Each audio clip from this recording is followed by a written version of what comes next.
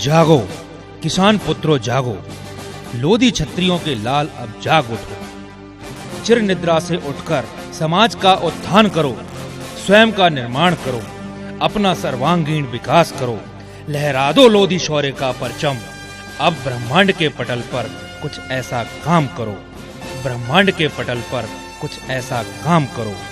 स्वामी ब्रह्मानंद और अवंतीबाई के पद चिन्हों पर निकल पड़ो, उनके जैसे वीरों का निर्माण करो, उनके जैसे वीरों का निर्माण करो। लोधी जागो, जागो, लोधी जागो। एक हाथ में भगवा झंडा और तलवार उठाएंगे, हम हैं लोधी क्षत्रिय, किसी मुश्किल से ना घबराएंगे। एक हाथ में भगवा झंडा और तलवार उठाएंगे, हम हैं लोधी क्षत्रिय, किसी मुश्किल से ना घबराएंगे। होकर एक अपनी राह हम खुद ही बनाएंगे, होकर एक अपनी राह हम खुद ही बनाएंगे। आगे बढ़ते जाएंगे, बस आगे बढ़ते जाएंगे, आगे बढ़ते जाएंगे, बस आगे बढ़ते जाएंगे। जागो लोधी जागो, जागो लोधी जागो।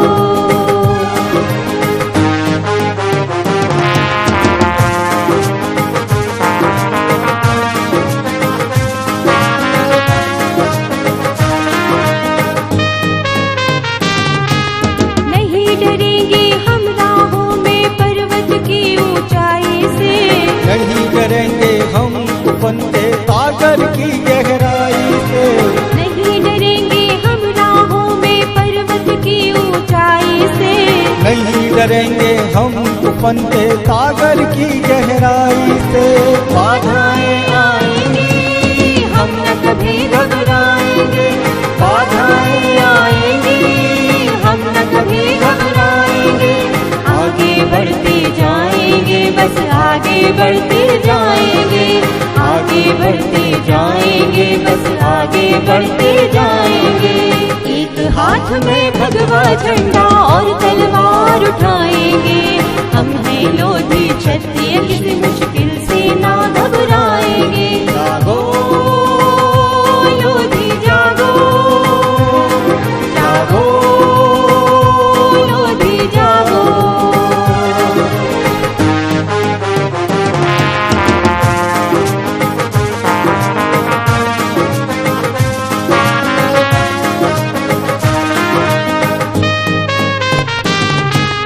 हर लोधी भाई को अब तो घर से निकलना होगा, कदम मिलाकर दूर तलक अब साथ में चलना होगा। हर लोधी भाई को अब तो घर से निकलना होगा। कदम मिलाकर दूर तलक अब साथ में चलना होगा। लोधी शौर्य का परचम हम सारे जग में फहराएंगे, लोधी शौर्य का परचम हम सारे जग में फहराएंगे। आगे बढ़ते जाएंगे, बस आगे बढ़ते जाएंगे, आगे बढ़ते जाएंगे, बस आगे बढ़ते जाएंगे। एक हाथ में भगवा झंडा और तलवार उठाएंगे, हम हैं लोधी क्षत्रिय, किसी मुश्किल से ना घबराएंगे। जागो लोधी जागो, जागो लोधी जागो।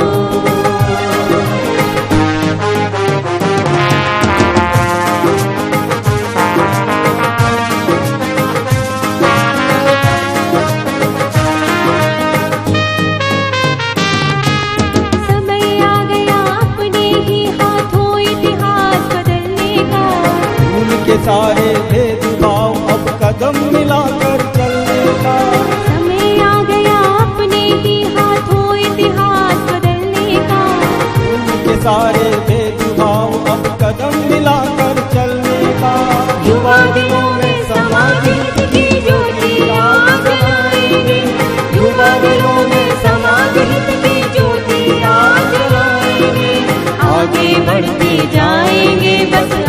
बढ़ते जाएंगे, आगे बढ़ते जाएंगे, बस आगे बढ़ते जाएंगे।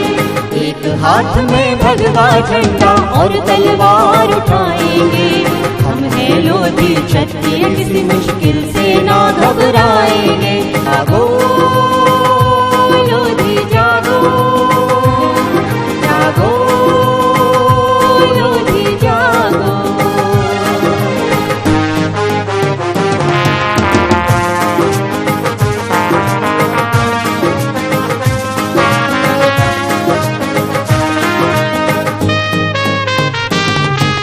डर भी डरता है हमसे, हम ऐसे ही मत वाले हैं। हम हैं लोधी क्षत्रिय, हम भारत माँ के रखवाले हैं। डर भी डरता है हमसे, हम ऐसे ही मत वाले हैं। हम हैं लोधी क्षत्रिय, हम भारत माँ के रखवाले हैं। अगर जरूरत पड़ी तो भारत माँ पर शीश चढ़ाएंगे, अगर जरूरत पड़ी तो भारत माँ पर शीश चढ़ाएंगे। आगे बढ़ते जाएंगे, बस आगे बढ़ते जाएंगे, आगे बढ़ते जाएंगे, बस आगे बढ़ते जाएंगे। एक हाथ में भगवा झंडा और तलवार उठाएंगे, हम हैं लोधी क्षत्रिय, किसी मुश्किल से ना घबराएंगे। एक हाथ में भगवा झंडा और तलवार उठाएंगे, हम हैं लोधी क्षत्रिय, किसी मुश्किल से ना घबराएंगे। होकर एक अपनी राह हम खुद ही बनाएंगे, होकर एक अपनी राह हम खुद ही बनाएंगे। आगे बढ़ते जाएंगे, बस आगे बढ़ते जाएंगे, आगे बढ़ते जाएंगे, बस आगे बढ़ते जाएंगे। स्वामी ब्रह्मानंद अवंती बाई के गुण गाएंगे, स्वामी ब्रह्मानंद अवंती बाई के गुण गाएंगे। जागो लोधी जागो, जागो लोधी जागो।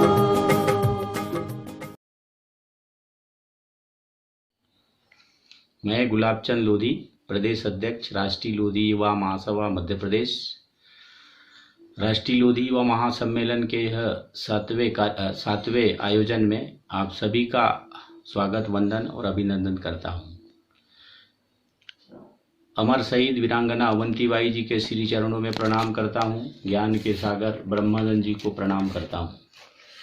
जैसा कि आप सबको विदित है कि जून के द्वितीय सप्ताह में यह कार्यक्रम प्रतिवर्ष आयोजित होता है। हमने भौतिक रूप से बड़े 5 कार्यक्रम किए हैं, जिसमें प्रथम आयोजन भोपाल में, द्वितीय आयोजन आगरा में, तृतीय आयोजन नई दिल्ली में, चतुर्थ आयोजन खजुराहो में, 5वां तेलंगाना हैदराबाद में और 6वां महाराष्ट्र राज्य का वर्चुअल कार्यक्रम 2020 में आयोजित हुआ। 2021 का यह कार्यक्रम कानपुर उत्तर प्रदेश में आयोजित किया जाना प्रायोजित था, किंतु वैश्विक महामारी कोरोना के कारण यह सब संभव नहीं हो चुका और यह 7वां कार्यक्रम आपके समक्ष सादर प्रस्तुत है। इस वैश्विक महामारी में हमने अपने परिजनों को खो दिया, मित्रों को खो दिया, बहुत सारे सामाजिक समाज सेवियों को और ऐसे तमाम लोगों को खो दिया जिनकी कभी क्षतिपूर्ति संभव नहीं है। मैं उन सब के प्रति महासभा की ओर से संवेदनाएं व्यक्त करता हूं। मित्रों, जैसा कि आप सबको विदित है, यह कार्यक्रम युवाओं के उत्थान को समर्पित है और युवाओं के उत्थान के लिए यह महासभा प्रतिवर्ष पूरे देश के विभिन्न प्रदेशों में कार्यक्रम आयोजित करते हैं, जिसमें आप सबकी सहभागिता और सहयोग आशीर्वाद भी मिलता रहा है। आप सबको पता है कि 2015 के बाद पूरे लोधी समाज में एक वैचारिक क्रांति का जन्म हुआ है और पूरे देश में देश के कोने कोने में विभिन्न तरह के संगठन सतत रूप से हमारे युवाओं का मार्गदर्शन कर रहे हैं। युवा राष्ट्र की संपत्ति है, युवा देश के भविष्य हैं और उनके भविष्य को हम कैसे बेहतर बनाएं, इसके लिए हम लोग निरंतर प्रयासरत भी हैं। मैं धन्यवाद करना चाहता हूं इस देश के उन प्रशासनिक अधिकारियों में से एक माननीय NVS राजपूत साहब का, जिन्होंने 2015 में भोपाल से इस कार्यक्रम की शुरुआत की। मैं माननीय अनुपमा सिंह लोधी जी, जो राष्ट्रीय अध्यक्ष हैं, उनकी प्रेरणा को जो सतत रूप से हमारे समाज के लोगों को जोड़ने के लिए प्रतिवर्ष कहीं न कहीं प्रदेशों में यह कार्यक्रम आयोजित कराती हैं, जिसमें हमारे समाज के वरिष्ठ प्रशासनिक अधिकारीगण, राजनेतागण, समाज सेवीगण और जिन भी क्षेत्रों में जिन लोगों ने योग्यताएं हासिल की है, उनका मार्गदर्शन और सहयोग मिलता है। यह 7वां कार्यक्रम भी मूलतः युवाओं को ही समर्पित है, जिसमें वैश्विक महामारी कोरोना के बीच हम इस वर्चुअल संवाद में एक दूसरे से रूबरू हो रहे हैं और निसंदेह यह संचार क्रांति के युग में एक दूसरे को विपरीत परिस्थितियों में जोड़े रखने में सफल भी हुआ है। हमारी महासभा ने इन कोरोना काल में, चाहे वो चिकित्सा के क्षेत्र में हो या जो भी सहयोग अपने सामाजिक बंधुओं के लिए बन सकता था, हमने किया है। महासभा निरंतर इस प्रयास में है कि इस देश के युवाओं को, हमारे समाज के युवाओं को बेहतर प्लेटफॉर्म मिल जाए, जिससे वो अपनी मंजिलों की ओर जाएं और अच्छा मुकाम हासिल कर इस समाज की सेवा में लगे रहें। जैसे कि रानी अवंतीबाई जी का इतिहास है कि लोधियों का खून शौर्य का खून है, जो दूसरों के लिए हमेशा काम आते रही हैं। ऐसे खून में, ऐसे परिवारों में, ऐसे रक्त में हमारा जन्म हुआ है, जो धरती माता के निरंतर काम आती रही हैं। और हम तो हमेशा, हमारी जो जाति है हमेशा परमार्थ के भाव से काम करती है और हम युवाओं के इस परमार्थ के कार्यक्रम को, दूसरों की सेवा के कार्यक्रम को हमेशा निरंतर रखने का प्रयास कर रहे हैं। राष्ट्रीय लोधी युवा महासभा आप सबसे पुनः एक बार विनती करती है कि इस वर्चुअल कार्यक्रम में आप जुड़े रहिएगा, ताकि जो आने वाले सत्र हैं इसी कार्यक्रम में, जिसमें हमारे प्रशासनिक अधिकारियों का, समाज सेवियों का, डॉक्टरों का, चिकित्सकों का, कृषि से जुड़े लोगों का, रोजगार से जुड़े लोगों का मार्गदर्शन भी इस कार्यक्रम में आयोजित होगा। पुनः एक बार राष्ट्रीय लोधी युवा महासभा के बैनर की ओर से, पूरे देश की ओर से आप सभी को नमस्कार करता हूं, प्रणाम करता हूं और अपनी वाणी को विराम देने के पूर्व आपसे अनुरोध करता हूं कि जितना भी बन सके युवाओं के उत्थान के लिए काम करिए, सामाजिक बुराइयों को दूर करिए, ताकि हमारी युवा सशक्त, सबल और सक्षम बने। इसी भावनाओं के साथ आप सभी को पुनः नमस्कार, धन्यवाद। आज 13 जून 2021 को राष्ट्रीय लोधी युवा महासम्मेलन के 7वें कार्यक्रम में मैं अनुपमा सिंह लोधी आप सबका स्वागत करती हूँ। आज सर्वप्रथम मैं उन सबको श्रद्धांजलि देना चाहूँगी जो कोरोना जैसी महामारी के चल से हम सबसे विदा हो गए। आज हमारे बीच में कुछ नाम लेना चाहूँगी जो वरिष्ठ रहे हैं और नहीं हैं, जैसे स्वर्गीय श्री शिवदयाल लोधी जी, एडवोकेट दातार सिंह लोधी जी विदिशा से, हमारे हाईकोर्ट के जज रहे नारायण सिंह आज़ाद जी, हमारे सांसद रहे शिवराज भैया जी, हमारे पूर्व विधायक रहे श्री हरि सिंह नरवरिया जी आज हमारे बीच नहीं हैं और उन्होंने समाज के कार्यक्रम में, समाज के विकास में जो योगदान दिया, आज उस योगदान को मैं नमन करती हूँ और उनके मार्ग पर बताए पथ पर हम सबको चलना है, ऐसा मैं अपना प्रण करती हूँ। आज पूरा देश एक बहुत बड़े संकट से गुजर रहा है। कोरोना ने पूरे विश्व में उथल पुथल मचा रखी है। इस महामारी के चलते पूरा भारत, ना सिर्फ पूरा भारत, पूरा विश्व एक डर और भय के वातावरण में जी रहा है। जब इसका दूसरा दौर भारत में आया और मैं स्वयं इसमें संक्रमित हुई, तब मुझे इसकी भयावहता का अंदाज लगा। पर मुझे दूसरों से बातें करके ये समझ में आया और स्वयं मैंने देखा कि बहुत धैर्य और डॉक्टरों की सलाह, जरूरी उपचार से हम सब इस महामारी से लड़ने में सक्षम हैं। जरूरी है कि व्यक्ति घबराए नहीं। बहुत धैर्य की आवश्यकता होती है जब वह बीमार होता है। उसके परिवार का सपोर्ट और उसका स्वयं का मनोबल उसे इस बीमारी से लड़ने में पूरी तरह सक्षम है और वह इससे उभर कर आ सकता है।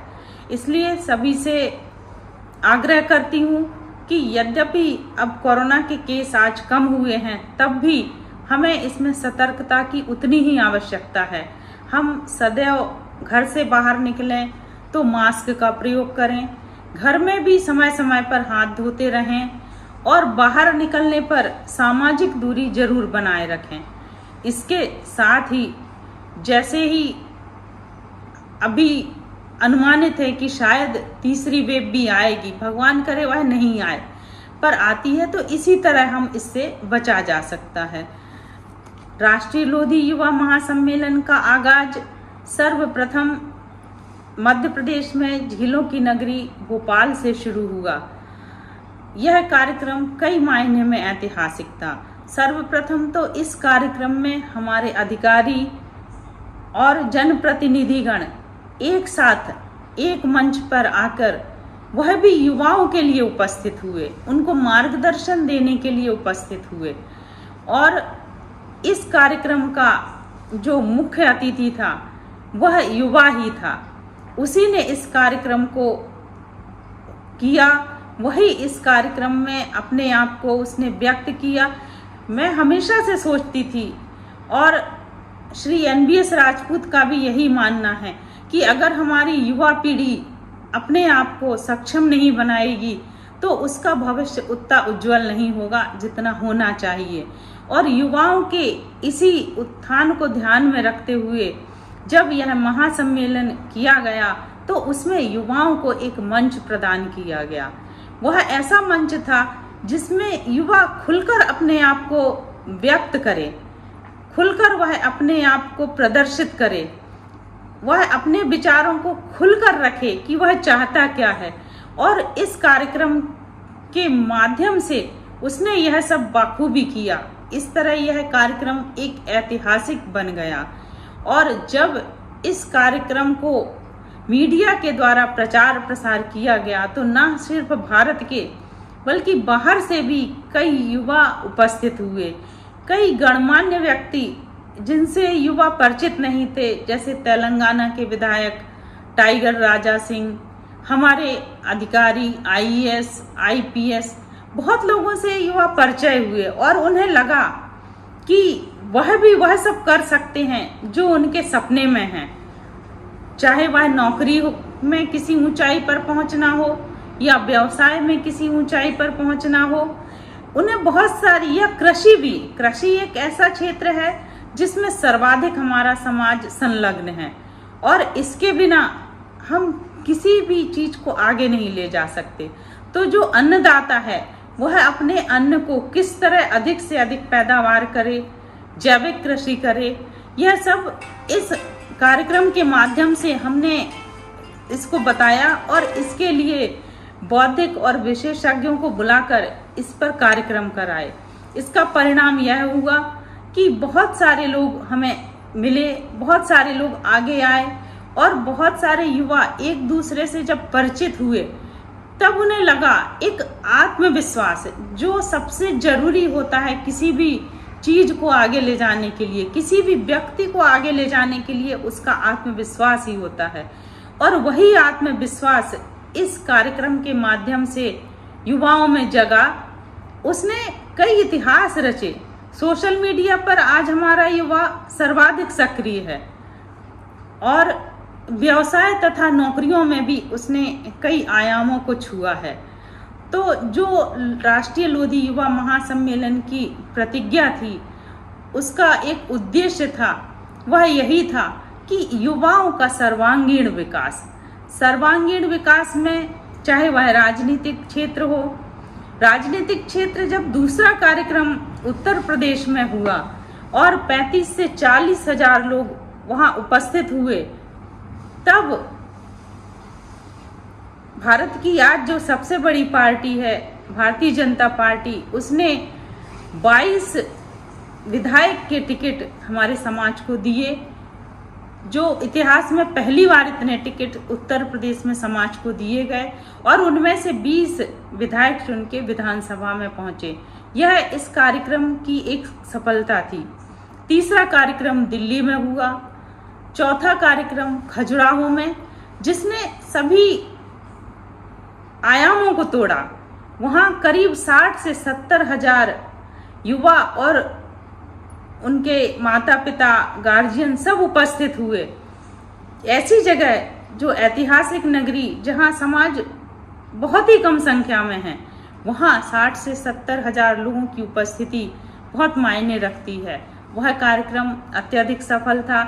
चौथा कार्यक्रम के लिए जब लोगों की डिमांड आई तो हमने 5वें कार्यक्रम के लिए, माफ कीजिएगा, 5वें कार्यक्रम के लिए जब दक्षिण से डिमांड आई कि इस कार्यक्रम को यहाँ भी किया जाए, तो हमने तेलंगाना में टाइगर राजा सिंह के साथ वह कार्यक्रम किया।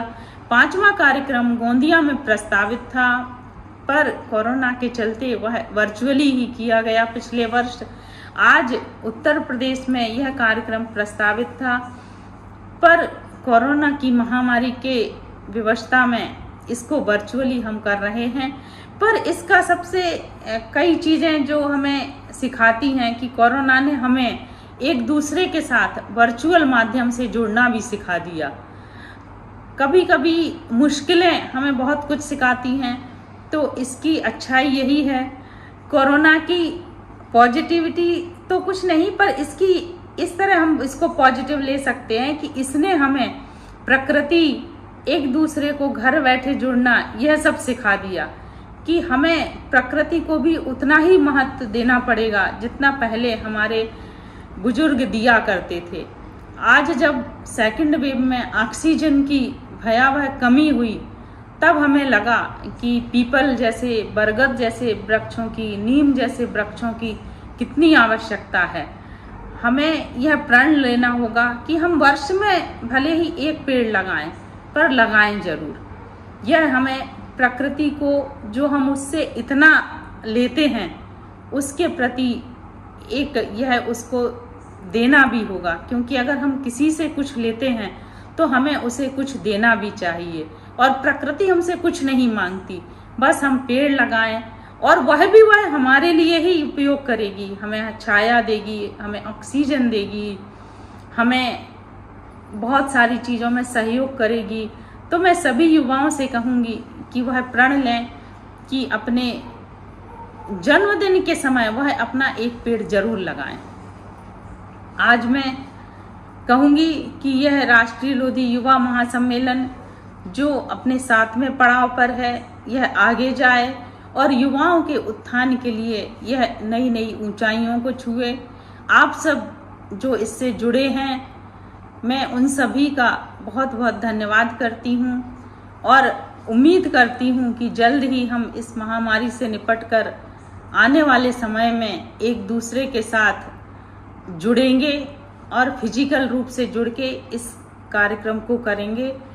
ऐसी उम्मीद के साथ आप सबका पुनः एक बार धन्यवाद। नमस्कार। नमस्कार, मैं doctor Mrs Malti Lodhi, principal regional institute of nursing. आज आप सभी को नर्सिंग में कैसे कैरियर बना सकते हैं और इसके क्या लाभ हैं आपके भविष्य के लिए, वो बताऊंगी। नर्सिंग एक बहुत ही पवित्र और रिनाउंड प्रोफेशन है और मॉडर्न नर्सिंग की जनक हमारे फ्लोरेंस नाइटिंगेल हैं, जो जिनको दया की देवी कहा जाता है। नर्सिंग में बहुत सारे कोर्सेज हैं जो विभिन्न संस्थाओं द्वारा ऑफर किए जा रहे हैं। इसमें सर्टिफिकेट कोर्स है ANM, जो 12वीं की पात्रता वाले किसी भी सब्जेक्ट वाले स्टूडेंट्स कर सकते हैं। GNM 3 ईयर कोर्स होता है, जो डिप्लोमा कोर्स होता है और इसमें भी 12वीं के किसी भी स्ट्रीम के विद्यार्थी कर सकते हैं इस कोर्स को। फिर नेक्स्ट होता है डिग्री कोर्स, वो है BSc नर्सिंग, जो कि 4 साल का कोर्स होता है और इसमें बायो के स्टूडेंट्स ही अपना कैरियर बना सकते हैं। बीएससी नर्सिंग के बाद आप 2 साल का पीजी कोर्स एमएससी नर्सिंग कर सकते हैं, जिसमें कि 5 एरिया हैं।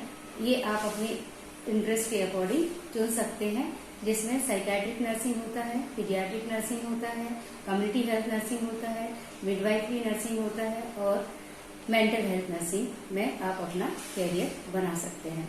मेडिकल सर्जिकल नर्सिंग कोर्स भी इसमें होता है। इसके बाद आप अपने एजुकेशन प्रोफेशन को बढ़ा सकते हैं, पीएचडी नर्सिंग और एमफिल भी कर सकते हैं। आप एमफिल और PhD course you can do वो बहुत सारी यूनिवर्सिटी आपको ये कोर्स ऑफर कर रही हैं। अब आप किस जगह पर नौकरी अपनी सेवाएं दे सकते हैं? इसमें आप मिलिट्री में अपनी सेवाएं दे सकते हैं, आप नेवी में भी सेवाएं दे सकते हैं, आप स्कूल नर्स बनकर भी अपनी सेवाएं दे सकते हैं, आप इंडस्ट्रियल एरिया में भी अपनी एज ए इंडस्ट्रियल नर्स सेवाएं दे सकते हैं और कम्युनिटी हेल्थ नर्स आप बन सकते हैं, आप साइकियाट्रिक नर्स बन सकते हैं, आप स्टाफ नर्स तो बनेंगे ही हर हॉस्पिटल में जिसकी जरूरत होती है। फिर आप मिडवाइफरी प्रैक्टिशनर भी बन सकते हैं, विकलांग चिकित्सा नर्सिंग सेवाएं में दे सकते हैं, आप ऑपरेशन रूम में भी अपनी सेवाएं दे सकते हैं, आप ऑन्कोलॉजी नर्सिंग कर सकते हैं, न्यूरो नर्सिंग और नियोनेटल नर्सिंग में भी आप अपनी एज अ नियोनेटल नर्सिंग आप अपनी सेवाएं दे सकते हैं। इसके साथ साथ आप क्रिटिकल केयर नर्सिंग भी में भी सेवाएं दे सकते हैं तथा इमरजेंसी एवं डिजास्टर नर्स भी आप बन सकते हैं और इन विभिन्न संस्थाओं में और विभिन्न जो एरियाज हैं वहां पर आप अपनी सेवाएं दे सकते हैं। ये आपके लिए ब्रॉड अपॉर्चुनिटीज होती हैं। अब मैं आपको बताऊंगी कि इसमें एलिजिबिलिटी क्राइटेरियाज क्या होते हैं। आपको यदि सर्टिफिकेट कोर्स करना है, जैसा कि मैंने पहले भी बताया, एएनएम के लिए आपको सिर्फ 12वीं किसी भी स्ट्रीम में उत्तीर्ण होना जरूरी है और 1.5 साल का वो कोर्स होता है और इसमें भी प्राइवेट तथा गवर्नमेंट संस्थाएं आपको कोर्स ऑफर करती हैं।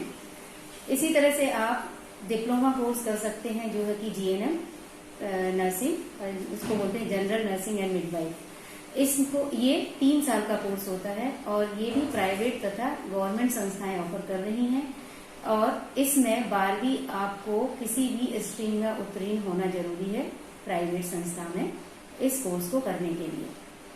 फिर आप बीएससी नर्सिंग 4 साल का कोर्स है जो कि विभिन्न प्राइवेट एवं गवर्नमेंट संस्थाएं रन कर रही हैं और ऑफर कर रही हैं। आप ये भी कर सकते हैं।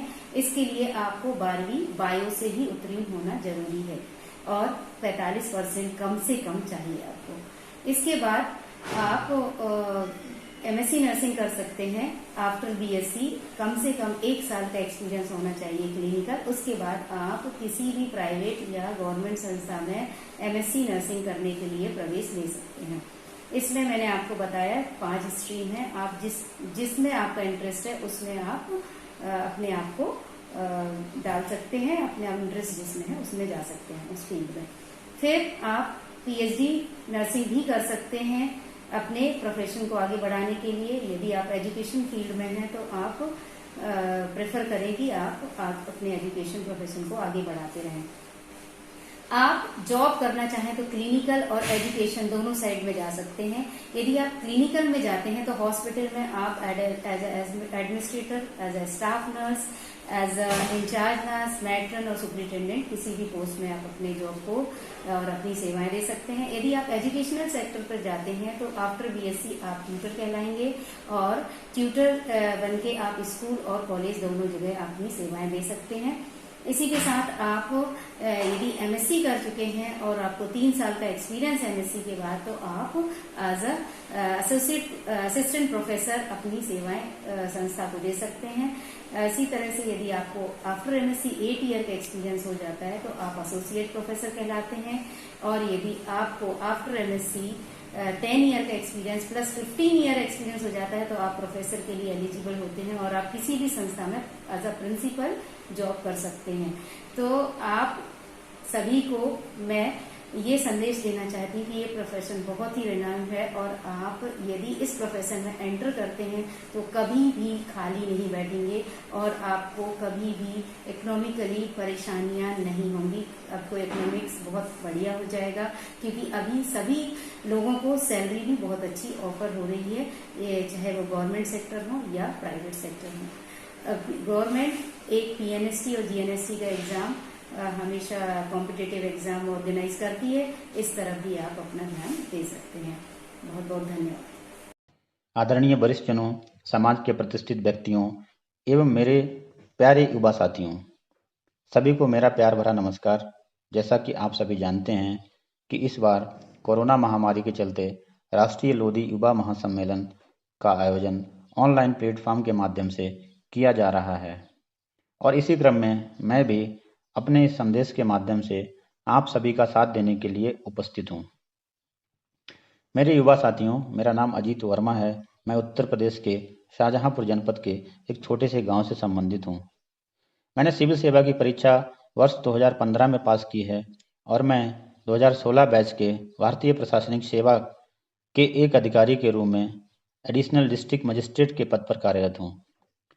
सबसे पहले मैं राष्ट्रीय लोधी युवा महासम्मेलन के आयोजक मंडल को उनके समर्पण, कठिन परिश्रम और आयोजन की निरंतरता के लिए बधाई देना चाहूँगा और साथ ही आप सभी को धन्यवाद देना चाहूँगा कि आपने मेरे विचार व्यक्त करने के लिए मुझे इस मंच पर आमंत्रित किया है। मैं बताना चाहूँगा कि लोधी युवा महासम्मेलन में यह मेरा दूसरा संबोधन है। इससे पहले मैं आगरा वाले सम्मेलन में शामिल हो चुका हूँ।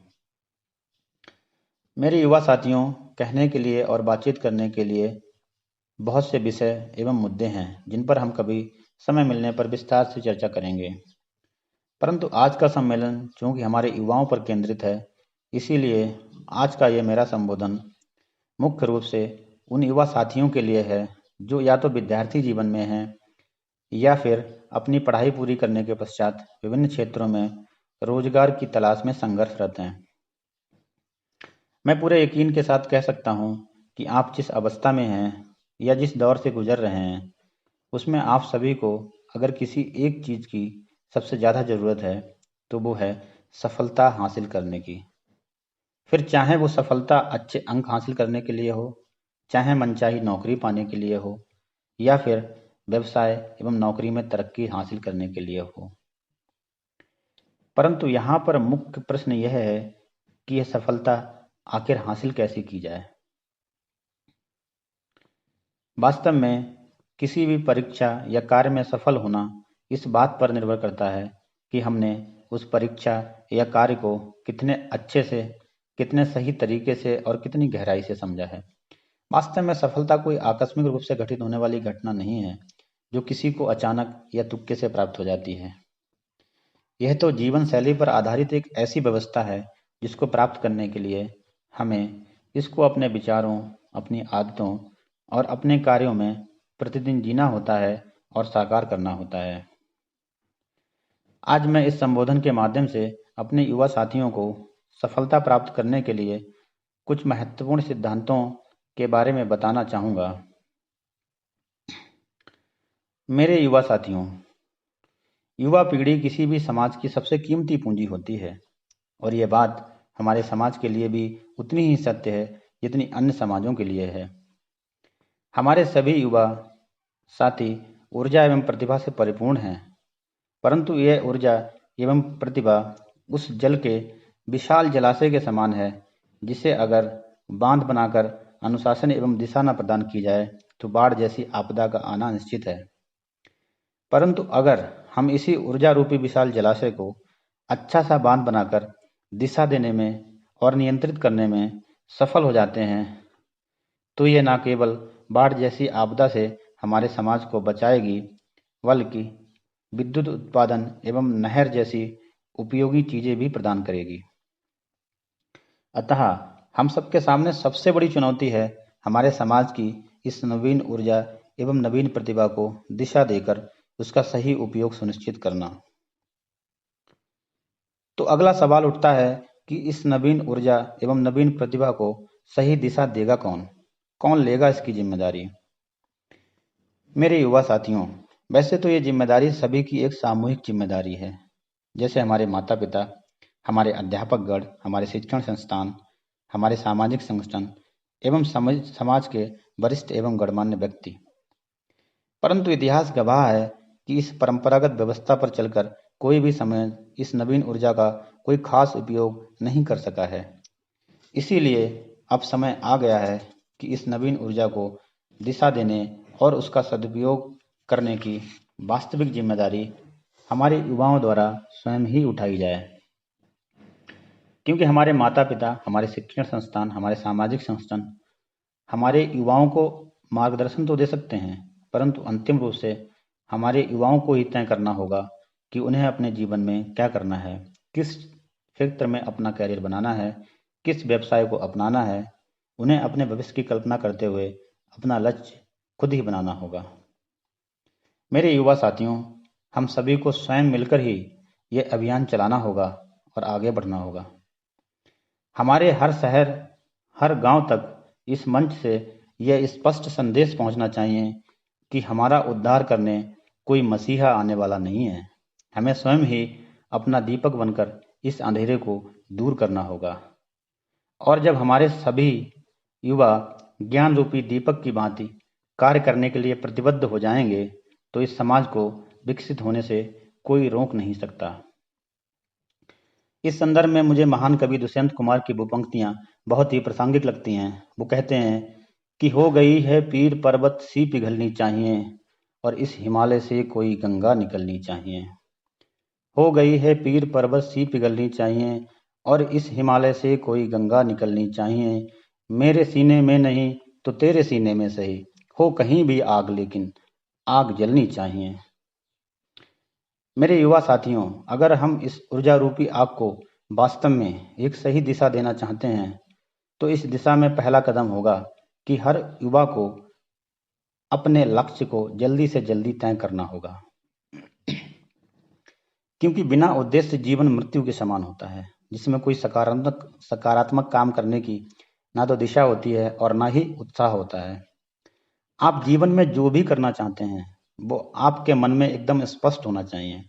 फिर चाहे वो इंजीनियरिंग की पढ़ाई हो, डॉक्टर की पढ़ाई हो, समाज सेवा हो, सिविल सेवा हो, IAS PCS की तैयारी हो या फिर कोई अन्य रोजगार हासिल करना हो। तो अगर अभी तक आपने अपने लक्ष्य को तय नहीं किया है, तो आज इस सम्मेलन के दिन यह प्रण लीजिए कि आप जल्दी से जल्दी अपने लक्ष्य को तय करेंगे। मेरे युवा साथियों, अगर एक बार लक्ष्य का निर्धारण कर लिया तो फिर समझ लीजिए कि आपको आधी सफलता मिल गई है।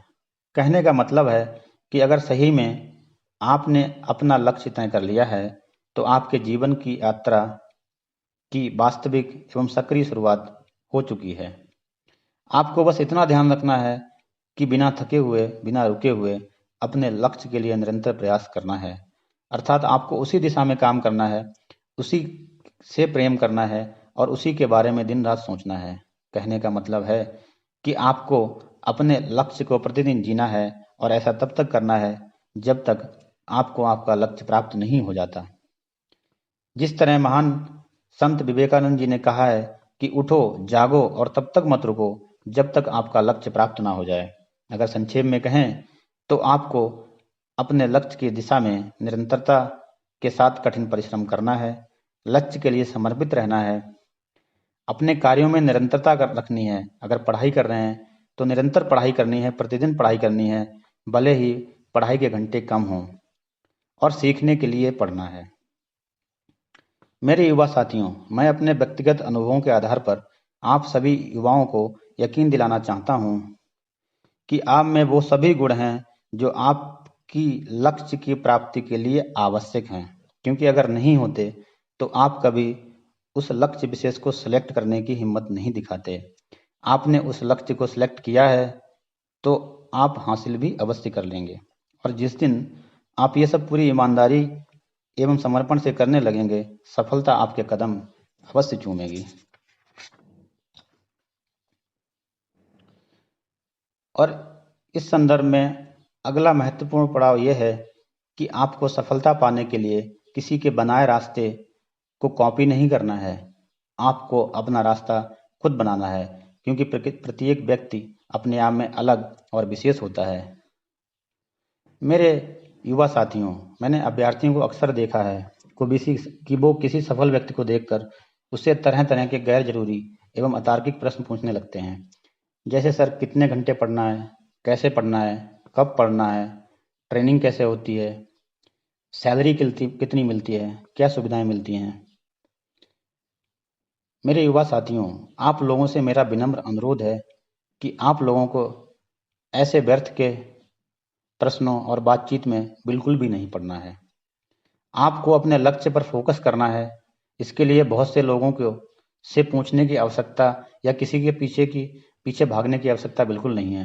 आपको बस करना यह है कि आपको अपने लक्ष्य को एक प्रोजेक्ट की तरह लेना है। किसी से पूछने से पहले खुद का होमवर्क करना है। आपको एकांत में बैठकर कठिन परिश्रम करना है।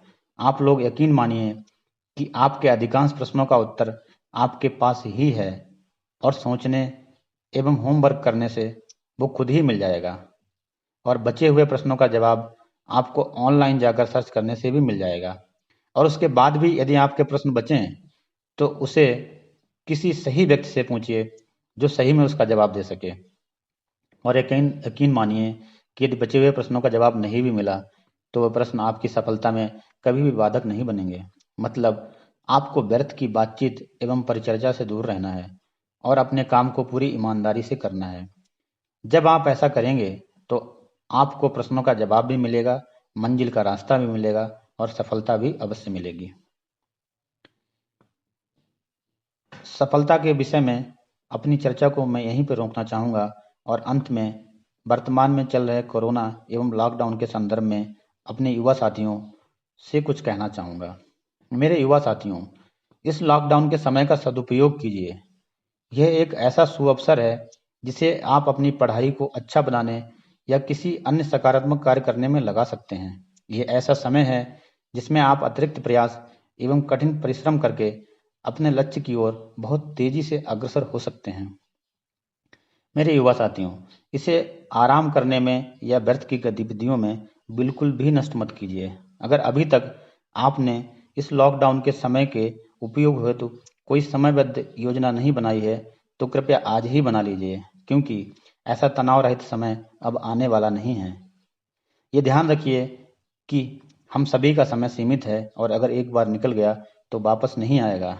अगर आप इस समय को छुट्टी समझकर और आराम से व्यतीत कर रहे हैं तो सावधान हो जाइए, क्योंकि मैं यकीन के साथ बता सकता हूं कि आपके कुछ सहपाठी प्रतियोगी इसका उपयोग करने में रात दिन मेहनत करने में लगे हुए होंगे।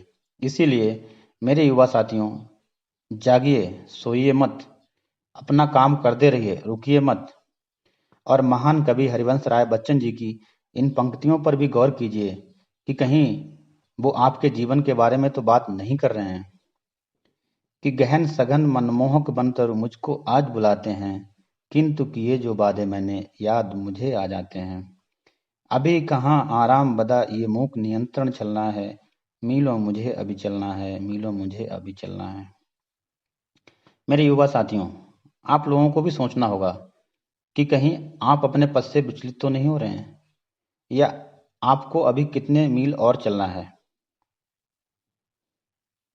इसके अतिरिक्त मेरे युवा साथियों, मैं आप सभी से अनुरोध करना चाहूँगा कि इस लॉकडाउन के समय में आप अपना और अपने परिवार का ध्यान रखें और सरकार द्वारा जारी किए गए दिशा निर्देशों का एक सच्चे नागरिक के समान पालन करें। मुझे उम्मीद है कि अगली बार जब हम मिलेंगे और जिस किसी युवा से पूछेंगे तो वह अपना तय किया हुआ स्पष्ट लक्ष्य अवश्य बता पाएगा। नर्मदे हर, जय श्री राम। सभी को मेरा नमस्कार। राष्ट्रीय अध्यक्ष है श्रीमती अनुपमा सिंह जी, जो कि हमारी लोधी समाज की शान और राष्ट्रीय लोधी एवं महासभा की जान है। उनको मेरा प्रणाम। आदरणीय सर जी, NVS राजपूत सर जी को मेरा नमस्कार और सभी हमारे सामाजिक बंधुओं को नमस्कार। कोविड-19 के कारण हमारा 7वां राष्ट्रीय लोधी एवं महासभा सम्मेलन संपन्न होने जा रहा है और बड़ा ही हर्ष का विषय है ये। और हम चाहेंगे इसको भी ऑफलाइन की तरह आप सफल बनाएं, ताकि हमारा समाज उत्थान करे, और समाज उत्थान करेगा तो देश उत्थान करेगा। हम पढ़ेंगे तभी हम आगे बढ़ेंगे। तो शिक्षा के क्षेत्र में कई वर्षों से एक सौभाग्य मुझे भी मिला कार्य करने का, और जहाँ तक मेरे सामर्थ्य अनुसार मैंने समाज में लोगों के लिए, सभी के लिए, सभी बच्चों के सामर्थ्य अनुसार मैंने निःशुल्क सेवाएं भी दी हैं। और अभी यूपीएससी की तैयारी कैसे करें उसके विषय में मैं कुछ जानकारी देना चाहती हूँ। तो जो आने वाले स्टूडेंट, तैयारी करने वाले युवा हैं अभी हमारे समाज के, वो इससे गाइडेंस ले सकते हैं। और अभी बहुत सारे हमारे समाज के ऑफिसर्स हैं जो समाज के लिए गाइड करते हैं। गाइडेंस कहीं से भी मिले आपको लेना चाहिए। तो इसकी तैयारी कैसे करें? सबसे पहले तो जैसे कि आप 12th में हैं तो 12th के बाद भी कुछ बच्चे ग्रेजुएशन के साथ साथ 3 साल की तैयारी करते हैं। कई लोग दिल्ली में रहकर DU में भी एडमिशन लेके ग्रेजुएशन के साथ में कोचिंग भी करते हैं। और यदि ये संभव नहीं है तो अपने स्तर पर आप घर पर ही तैयारी कर सकते हैं। और जिसका ग्रेजुएशन हो चुका है तो वो पूरी तरह से आप इसमें जुट सकते हैं। सबसे पहली बात कि यूपीएससी ने आपकी एलिजिबिलिटी फाइनल ईयर रखी है, जिसके बाद आप एग्ज़ाम दे सकते हैं। तो इसका मतलब ये होता है कि आपके पास एलिजिबिलिटी है और आप ग्रेजुएशन के बाद में तैयारी कर सकते हैं। तो आप तैयारी करें, बिल्कुल कॉन्फिडेंस के साथ में करें। अब सबसे पहले मैं थोड़ा बताना चाहूँगी कि तैयारी, कई लोगों को अभी इसमें कोविड-19 के कारण जो ऑफलाइन क्लासेस बंद हैं तो ऑनलाइन क्लासेस करते हैं। उनके कई सारे प्रश्न होते हैं कि कैसे तैयारी करें घर पर। तो सबसे पहले मैं आपको बताना चाहूँगी कि एक तो आप नंबर 1 एक सिलेबस खरीदिए, चाहे आप कोई भी मीडियम हो, हिंदी मीडियम, इंग्लिश मीडियम, और उसका अध्ययन बहुत अच्छे से उसका अध्ययन कीजिए। दूसरा आप लीजिए 10 ईयर्स या जिसको बोलते हैं प्रीवियस क्वेश्चंस, 10 साल के पिछले प्रश्न जो एग्ज़ाम में आ चुके हैं, वो चाहे स्टेट लेवल का एग्ज़ाम हो, PSC हो, UPPCS हो या फिर UPSC हो, तो उनको दोनों लीजिए। आप प्रीलिम्स का भी लीजिए और मेंस का लीजिए, और दोनों का सॉल्व्ड पेपर भी लीजिए, अनसॉल्व्ड भी लीजिए। अनसॉल्व्ड आपके टेस्ट पेपर के लिए काम आएंगे, और सॉल्व्ड पेपर जो है वो आपको एक स्लाइड क्लू आपको मिलेगा कि हम कैसे इसके ट्रेंड को हम समझ सकते हैं, क्वेश्चंस को समझ सकते हैं। तो इस तरीके से ये चीज़ आपको बहुत काम आएगी अभी। और तीसरी चीज़ है न्यूज़पेपर। न्यूज़पेपर में आप इंग्लिश मीडियम में है तो द हिंदू ले सकते हैं, और अगर आप हिंदी माध्यम में है तो दैनिक भास्कर है, दैनिक जागरण आप पढ़ सकते हैं।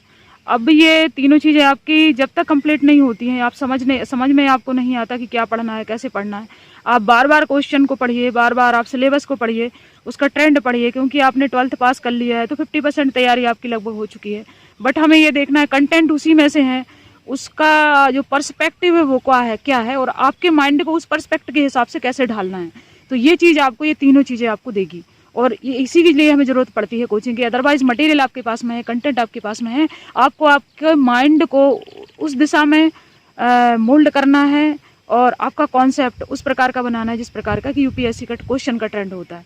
तो ये तीनों चारों चीज़ें आपको मिलेगी आपके प्रीवियस क्वेश्चन से, और थोड़ी सी आपकी धारणा जो है आप प्रैक्टिकल रखें। दूसरा, इस सेवा में एक वर्ड जुड़ा हुआ है, civil services. Don't forget the word सेवा। तो सेवा का भाव जब आपके अंदर होगा कि हम समाज के लिए कुछ करें, देश के लिए कुछ करें, अपने लिए कुछ करें, परिवार के लिए कुछ करें, तभी आपके अंदर क्यूरियोसिटी आती है, और तभी आप समस्याओं से घिरते हैं, और जब समस्या आपके पास होती तब आप समाधान ढूंढते हैं। अब समाधान बहुत अच्छा आप कब ढूंढेंगे? जब दूसरे के प्रति आपके अंदर संवेदना होगी कि हाँ भाई, इसका दुख मुझे दूर करना है, तो आप बेस्ट ऑप्शंस ढूंढ सकते हो, बेस्ट आंसर आपके अंदर आएगा। तो इस तरीके से एक प्रैक्टिकल माइंड आप अभी से ढालना शुरू कर दें। मेरा कहने का मतलब कि जो भी चीज़ आप पढ़ते हैं तो उस चीज़ को ऐसे पढ़ें कि इसका प्रैक्टिकल यूज़ क्या है, व्यवहारिक में इसका ज्ञान क्या है, व्यवहारिकता में हम इसका क्या यूज़ हो सकता है। जब भी आप कोई टॉपिक पढ़ते, किताब पढ़ते, इस तरीके से आप अपने अंदर प्रश्न लाते रहेंगे तो आपको पढ़ना बहुत ही आसान हो जाएगा, बहुत इंटरेस्टिंग हो जाएगा। तो आप ये 3 चीज़ों को आप पढ़िए, और बाकी फिर जो किताबों की लिस्ट होती है वो तो उसमें काफ़ी चुन के आपको किताबें लेना, बहुत सारा ढेर नहीं लगाना है किताबों का, सिलेबस से आपको आइडिया लग जाएगा। और बहुत कम किताबें अभी स्टार्टिंग स्थिति में लेना, जब तक कि आपकी स्थिति अच्छी ना जाए। और मेरा नंबर आप ले लीजिए 8506900835। अगर कोई इस प्रकार का गाइडेंस के लिए या तैयारी कैसे करें आपके मन में प्रश्न आता है तो आप दिन में 11 से 5 के बीच मुझे कॉल कर सकते हो, कोई भी स्टूडेंट, तो मैं आपको इसके बारे में आपको गाइडेंस दे दूँगी। और अब प्रश्न आता है कि आपको पेपर कैसे पढ़ना है। तो पेपर में आपको केवल नेशनल और इंटरनेशनल न्यूज़ ही पढ़ना है। उसमें आप जब आप देखेंगे कि जो मेंस का सॉल्व्ड पेपर है तो उसमें 10 साल का करंट अफेयर्स दिया हुआ है क्लासिफिकेशन करके, तो उसमें सारे टॉपिक्स है, जैसे पॉवर्टी है, पॉपुलेशन है, अनएम्प्लॉयमेंट है, तो ये सारी चीज़ें आपको उसमें दी हुई हैं। तो वही टॉपिक से रिलेटेड कोई घटना होती है डेली की, कोई केस स्टडी होती है, कोई कहानी होती है, कुछ भी होता है, तो वो आप उससे मैच करेंगे तो आपको समझ में आ जाएगा कि ये हमारे सिलेबस में है और इस सिलेबस से रिलेटेड यहाँ पर समस्या दी है और करंट में गवर्नमेंट ने इसके लिए क्या किया है और गवर्नमेंट क्या करने वाली है। बस ये दोनों चीज़ों को रिलेट करके इस तरीके से हमें न्यूज़पेपर पढ़ना है। और डेली जब आप इस तरीके से पढ़ें, क्योंकि पेपर में 50% कॉन्सेप्ट आता है, 50% आपका करंट अफेयर्स आता है। करंट अफेयर्स हम कोई भी न्यूज़ से ले सकते हैं, न्यूज़पेपर से ले सकते हैं, किसी भी चैनल के माध्यम से आप न्यूज़ दे सकते हैं। तो इनकी एक डायरी बना लीजिए, एक रजिस्टर बना लीजिए और ऐसे 1 साल 2 साल का पूरा कलेक्शन राष्ट्रीय और अंतर्राष्ट्रीय घटनाओं को आप लिखिए, तो आपके पास में एक घटना चक्र ऑलरेडी बन जाएगी। आपको कोई भी मैगजीन बहुत ज़्यादा पढ़ने की जरूरत नहीं होगी, खुद के नोट्स रहेंगे। तो इनको बहुत ही कम शब्दों में आप 2 4 6 लाइनों में 1 दिन में ऐसे आप लिख सकते हो, ऐसे आप नोट्स बना सकते हो। और दूसरा जो आपका सिलेबस है, सिलेबस के टॉपिक वाइज आप याद कर लीजिए क्या क्या कहाँ से आया है और उसकी सिलेक्टेड जो बुक है वो बुक लीजिए। और कोई भी बुक जब आप पढ़ेंगे तो जो मैंने आपको प्रीवियस क्वेश्चन बोले उसमें से उस बुक से रिलेटेड जो टॉपिक पढ़ा है, कोई क्वेश्चन आप ढूंढिए और यदि मिलता है तो उसको थोड़ा लिखने की भी कोशिश कीजिए। कुछ भी आप ऐसे, जैसे हम बचपन में निबंध लिखा करते थे, वैसे आप निबंध टाइप में लिखते जाइए। धीरे धीरे प्रैक्टिस करते करते लिखते लिखते आपको वो सारी चीज़ें आ जाएंगी। और प्रीवियस क्वेश्चन तो डेली आप 1-2 क्वेश्चन जरूर पढ़िए, क्योंकि सबसे मोस्ट इम्पॉर्टेंट है कि how to recognise the trend of the UPSC question. अगर आपको क्वेश्चन का ट्रेंड समझ में आ जाता है तो मुझे लगता है यूपीएससी से ज़्यादा सरल कोई भी एग्ज़ाम नहीं है, और यदि समझ में नहीं आता तो इससे कठिन कोई एग्ज़ाम नहीं है।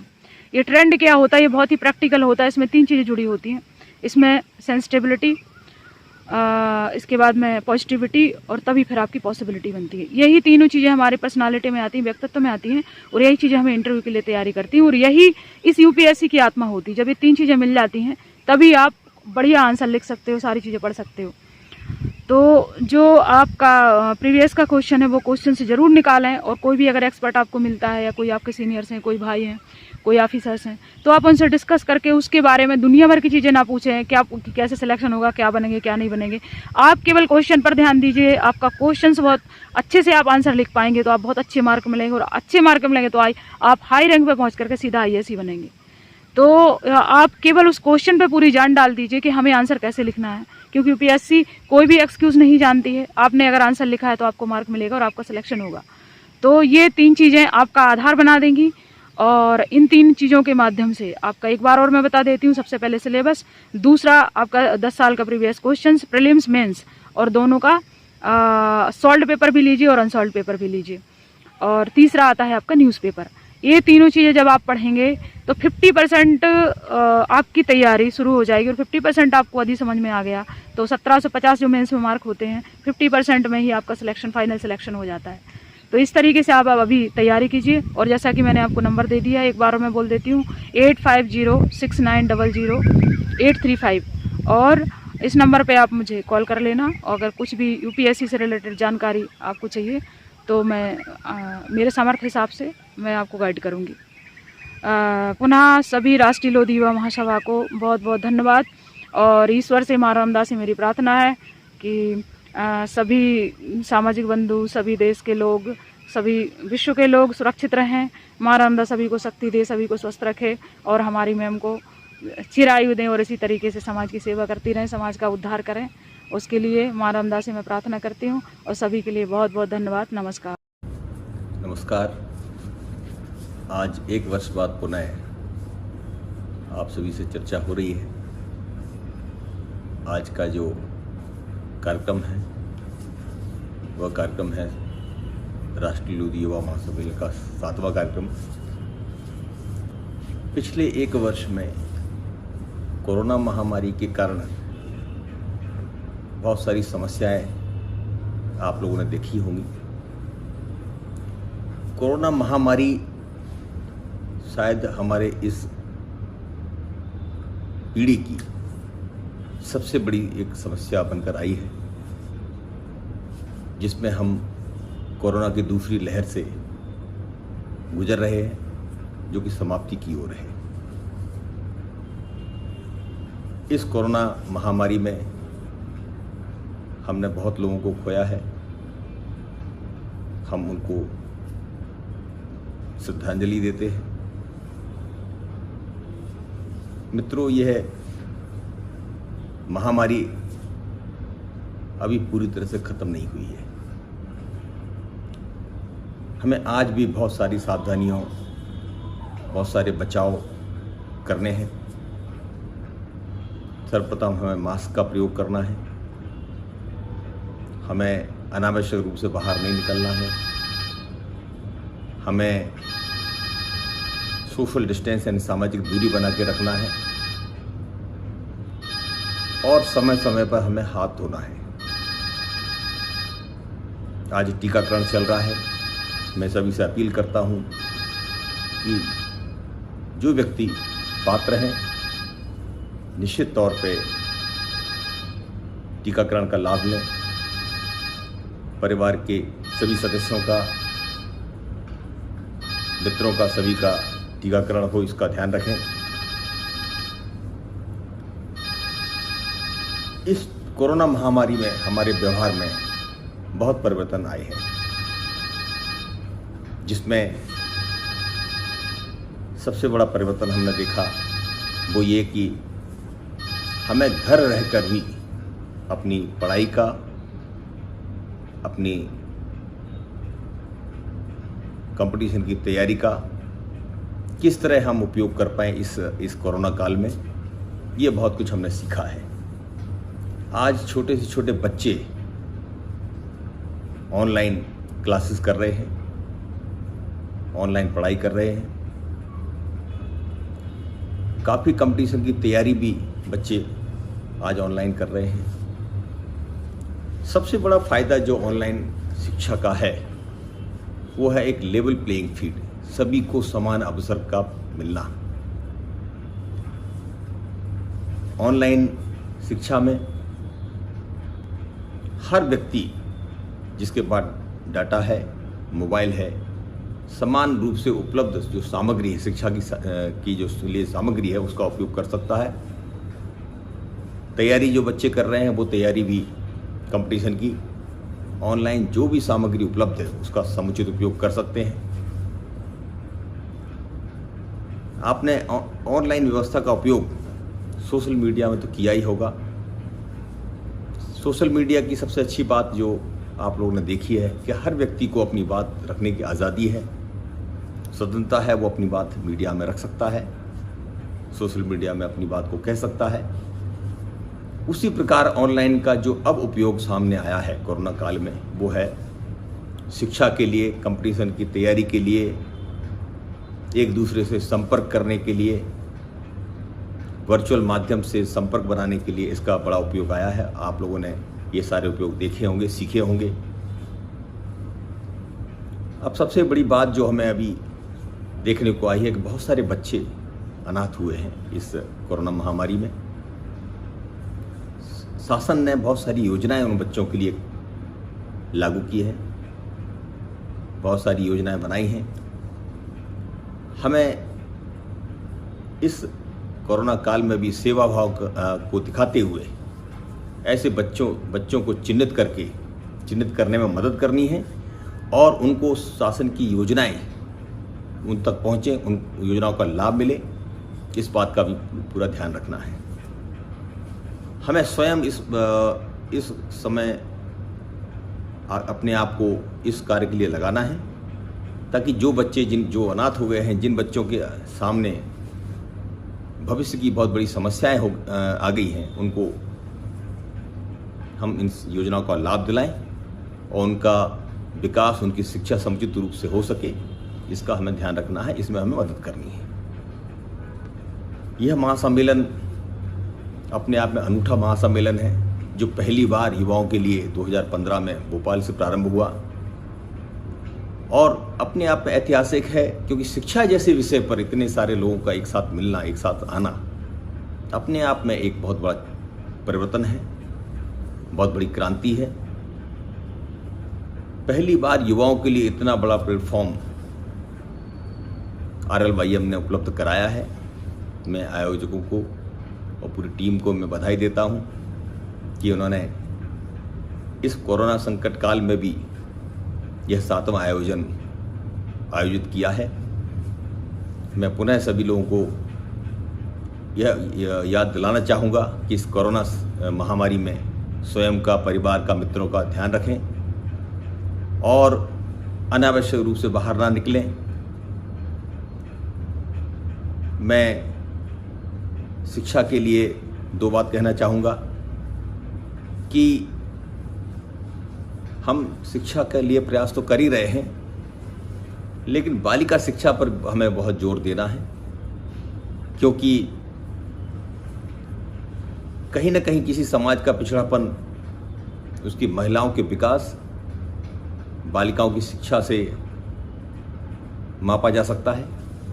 आज भी हमारे माताएं बहनें शिक्षा से बहुत दूर हैं। उनको, ऐसे बच्चियों को समुचित पढ़ाई की सुविधा मिले, शिक्षा के अवसर मिले, यह हमें ध्यान रखना है। सामाजिक कुरीतियाँ, नशा मुक्ति, इन बातों का ध्यान रखना है। मृत्यु भोज का ध्यान रखना है, मृत्यु भोज ना हो, वरन यह राशि बच्चों के विकास में, बच्चों की शिक्षा में खर्च हो, परिवार के विकास में खर्च हो। नशा मुक्ति से परिवार को, स्वयं को बचा के रखें, यह भी ध्यान रखना है। चूँकि एक निधि, एक जो परिवार की निधि होती है, जो पैसा होता है, वो पैसा यदि अच्छे कार्यों पर खर्च होगा तभी परिवार का विकास होगा, तभी स्वयं का विकास होगा। मैं पुनः आयोजकों को धन्यवाद करता हूं कि उन्होंने मुझे आप लोगों से चर्चा करने का अवसर प्रदान किया। धन्यवाद। मैं डॉक्टर कुंज बिहारी सुलखिया, सहायक प्राध्यापक, फार्मेसी विभाग, अंतर्राष्ट्रीय जनजाति विश्वविद्यालय मरकंटक। आप सभी वरिष्ठजनों को प्रणाम करता हूं और मेरे सहयोगी को और मेरे सभी लोगों को मेरा नमस्कार। मैं आज आपके समक्ष एक बहुत ही महत्वपूर्ण विषय पर चर्चा करने जा रहा हूं। वो है आपका स्टूडेंट से रिलेटेड, जो कि मेडिकल, जिन्होंने बायो लिया है 12th में, और वो कैसे अपना कैरियर मेडिकल क्षेत्र में और पैरामेडिकल क्षेत्र में बना सकते हैं, उस पे हम थोड़ी सी चर्चा करेंगे। तो सर्वप्रथम मैं सभी ऑर्गेनाइजर्स को तहे दिल से धन्यवाद देना चाहता हूं कि उन्होंने मुझे इस लायक समझा और मुझे इस प्लेटफॉर्म में बोलने का मौका दिया। सभी का बहुत बहुत धन्यवाद। जैसा कि स्टूडेंट सभी आप लोग जानते हैं और सभी पेरेंट्स भी जानते हैं कि जो अपना कैरियर मेडिकल के क्षेत्र में या उससे जुड़े अन्य पैरामेडिकल क्षेत्र में बनाना चाहते हैं, तो उनका बेसिक जो रिक्वायरमेंट होती है कि वो स्टूडेंट 10th के बाद 11th में और 12th में बायो सब्जेक्ट से अपना स्कूलिंग कंप्लीट करें। और उसके बाद जैसा कि बहुत से लोग को जानकारी रहती है, लेकिन बहुत से लोग इस जानकारी से अनभिज्ञ रहते हैं कि कौन कौन से कोर्सेस हैं और उन कोर्सेस में अपना कैरियर कैसे बनाया जा सकता है। तो सर्वप्रथम हम बात करेंगे, जो भी बायो लेते हैं तो वो सबसे पहले अपना MBBS के लिए उनका रुझान रहता है, सबसे ज़्यादा उसी की तरफ वो फोकस करते हैं। लेकिन MBBS के अलावा भी बहुत सारे ऐसे क्षेत्र हैं, मेडिकल क्षेत्र हैं, जिन पे कि विद्यार्थी अपना कैरियर बना सकते हैं। उनमें है आपका BDS है, वेटनरी साइंस है, फिर आपका BAMS है आयुर्वेदिक वाला, फिर होम्योपैथी का BHMS है, यूनानी का BOMS है, और आपका बैचलर इन नेचुरोपैथी या योगा साइंस भी है इसी में शामिल होता है। एक और अभी मध्य प्रदेश गवर्नमेंट ने BS और MS जो बैचलर इन सिद्धा मेडिसिन सर्जरी के नाम से कोर्स स्टार्ट किया है। तो इन कोर्सेज में भी बायो वाले विद्यार्थी अपना कैरियर बना सकते हैं। ये तो रही मेडिकल क्षेत्र की बात, जो कि जनरली नीट जो एग्ज़ाम होता है उसके तहत इन कोर्सेज में दाखिला मिलता है। और अलग अलग कॉलेजेस, अलग अलग यूनिवर्सिटीज़, चाहे प्राइवेट हो गवर्नमेंट हो, उनका एक अलग अलग क्राइटेरिया होता है, लेकिन सबका जो दाखिला होता है वो नीट एग्जामिनेशन के थ्रू होता है। कि जैसा कि आप जानते हैं कि नीट इस साल 1 अगस्त 2021 में होने वाला है, और नीट में जनरली आपके फिजिक्स, बायोलॉजी और केमिस्ट्री, इन तीनों सब्जेक्ट से क्वेश्चंस आते हैं और टोटल आपके 180 क्वेश्चंस होते हैं और हर क्वेश्चन के 4 मार्क्स होते हैं। टोटल 720 मार्क्स का ये होता है और हर एक मार्क्स के लिए हर एक राइट को आंसर के लिए 4 मार्क्स और रॉन्ग आंसर के लिए 1 मार्क्स काटे जाते हैं। तो इस तरीके से नीट के थ्रू आप मेडिकल क्षेत्र में अपना कैरियर बना सकते हैं। लेकिन कभी कभी ऐसा होता है कि हम कुछ नंबर से या थोड़ी सी कम मेहनत की वजह से इन कोर्सेज में दाखिला नहीं मिल पाता, तो हमें हताश नहीं होना। इनके अलावा भी हमारे पास पैरामेडिकल क्षेत्र में अपना कैरियर बनाने के ऑप्शंस हैं। तो इसमें सबसे जो अच्छा आपका कोर्स माना जाता है वो है फार्मेसी है, नर्सिंग है, लेबोरेटरी टेक्नीशियन के कोर्सेज हैं और भी बहुत सारे टेक्नीशियन के कोर्स हैं, है ना, एक्सरे टेक्नीशियन। तो हम बेसिकली फार्मेसी का थोड़ा सा बात करेंगे कि 12वीं के बाद आप फार्मेसी में diploma in pharmacy, degree in pharmacy ये कर सकते हैं। नर्सिंग की बात करें हम तो ANM, GNM और BSc नर्सिंग कर सकते हैं। फिर यदि हम रेडियोथेरेपी की बात करें तो डिप्लोमा इन रेडियोथेरेपी आप बात कर सकते हैं। फिर आप ऑक्यूपेशनल थेरेपी है, फिजियोथेरेपी है। इसके अलावा बहुत सारे ऐसे टेक्नीशियन के कोर्स होते हैं जैसे ECG टेक्नीशियन हो गए, एक्सरे टेक्नीशियन हो गए, है ना। इनके अलावा भी आप डिप्लोमा इन एनिमल हस्बेंड्री कर सकते हैं। फिर आप डेंटल सर्जरी में, डेंटल हाइजीन में डिप्लोमा कर सकते हैं। तो ऐसे बहुत सारे आपके पास पैरामेडिकल क्षेत्र में जाने के मौका होते हैं, तो आपको हताश नहीं होना। और पैरामेडिकल क्षेत्र में भी बहुत सारी अपॉर्चुनिटीज़ है। यदि डॉक्टर है तो डॉक्टर के साथ साथ आपका पैरामेडिकल स्टाफ की बहुत ज़्यादा ज़रूरत है। जैसा कि आप कोविड-19 के पेंडेमिक के दौरान आपने देखा कि डॉक्टर तो अपना काम कर ही रहे थे, लेकिन डॉक्टर के साथ साथ जो उनका सपोर्टिंग स्टाफ था, चाहे वो नर्स हो, चाहे फार्मासिस्ट हो, चाहे ऑपरेशन थिएटर में कोई टेक्नीशियन हो, या वार्ड बॉय हो, या एक्सरे टेक्नीशियन हो, या ब्लड टेस्ट करने वाले लेबोरेटरी टेक्नीशियन हो, सभी ने अपना महत्वपूर्ण योगदान दिया। तो ऐसा हम नहीं बोल सकते कि हाँ डॉक्टर ही सर्वोपरि है और डॉक्टर नहीं बने मतलब आपका बायो में कैरियर खत्म। ऐसा नहीं है, ऐसा बिल्कुल भी नहीं है। तो आपको यदि MBBS नहीं मिल रहा है तो आप अलग दूसरे क्षेत्र में जा सकते हैं। BMS हो गया, BHMS मेडिकल क्षेत्र में। मेडिकल क्षेत्र में भी आपको यदि मौका नहीं मिल पा रहा है तो पैरामेडिकल क्षेत्र में भी अपार संभावनाएं हैं। तो इस तरीके से आप अपना कैरियर बना सकते हैं। और जब भी आप अपना कैरियर या कोई लक्ष्य निर्धारण करते हैं तो उनमें 3 बातों का बहुत महत्वपूर्ण योगदान होता है। वो पहला है कि आपका इंटरेस्ट क्या है, मतलब आप एक्चुअल में क्या करना चाहते हैं। पता चला कि मेरा इंटरेस्ट है इंजीनियरिंग में और मुझे बायो दिया गया, डॉक्टर बनना है, मम्मी पापा या रिलेटिव का प्रेशर, तो ऐसा नहीं करना है। दूसरा चीज, इंटरेस्ट के साथ साथ उस काम को करने के लिए या उस लक्ष्य को पाने के लिए आपके पास पर्याप्त इसलिए नहीं है, तो वो इम्पोर्टेंट होता है एक तो, ठीक है। और तीसरी बात आती है कि आप जो लक्ष्य पाना चाहते हैं, जो कैरियर अडॉप्ट करना चाहते हैं, उसकी समाज में और इस दुनिया में क्या अहमियत है। पता चला आपने एक ऐसा कोर्स कर लिया कि जिसकी 5 साल बाद कोई अहमियत नहीं, तो आप हताश हो जाएंगे। तो इन 3 चीज़ों को बहुत ध्यान रखना है और इसके साथ इसी के बेसिस पे अपना कैरियर डिसाइड करना है। ऐसा नहीं करना कि मम्मी पापा ने ये बोल दिया या हमारे रिश्तेदार ने ये बोल दिया। उनके बेसिस पे आप कैरियर सुनिए और समझिए और आप क्या कर सकते हैं। सबकी एक अलग अलग यूनिक कैरेक्टरिस्टिक्स है, सबकी एक कुछ इच्छाएं भी होती हैं, तो उनको ध्यान में रखते हुए आप इन कैरियर ऑप्शन को सेलेक्ट कर सकते हैं। तो ये तो थोड़ा सा था आपका जागरूक करने के लिए। इसके अलावा भी मैं आपको उम्मीद करता हूं कि आप इन सब चीज़ों को ध्यान रखेंगे और अपने लक्ष्य की तरफ बढ़ते रहेंगे। सुनने के लिए बहुत बहुत धन्यवाद। नमस्कार, मैं डॉक्टर नितेश सिंह पटेल, कोविड जिला अधिकारी छिंदवाड़ा एवं assistant superintendent of medical Chhindwara institute of medical sciences Chhindwara. मैं इस परिचर्चा में आप सभी सजाती बंधुओं का स्वागत। चूंकि संपूर्ण भारतवर्ष एवं संपूर्ण विश्व इस समय वैश्विक महामारी कोविड-19 से संक्रमित होकर जूझ रहा है, इस परिचर्चा में मैं आपको कोविड से संबंधित कुछ बिंदुओं पर आपका ध्यान आकर्षित करना चाहूँगा। सबसे पहले कोविड-19 है। कोविड-19 एक वायरस द्वारा संक्रमण होने वाली बीमारी है जो हमारे लंग को इफेक्ट करती है, हमारे फेफड़ों को इफेक्ट करती है। जो इसका जो नाम है कोविड-19, इसका फुल फॉर्म होता है कोरोना वायरस डिजीज। चूँकि इसका पहला केस जो है 2019 में ज्ञात हुआ था, इसलिए इसका नाम रखा गया कोविड-19। सबसे पहले हम कुछ बिंदुओं पर नज़र डालेंगे। पहला है कोविड-19 से संक्रमण किस प्रकार फैलता है। दूसरा पॉइंट, कोविड-19 से बचाव किस प्रकार किया जा सकता है।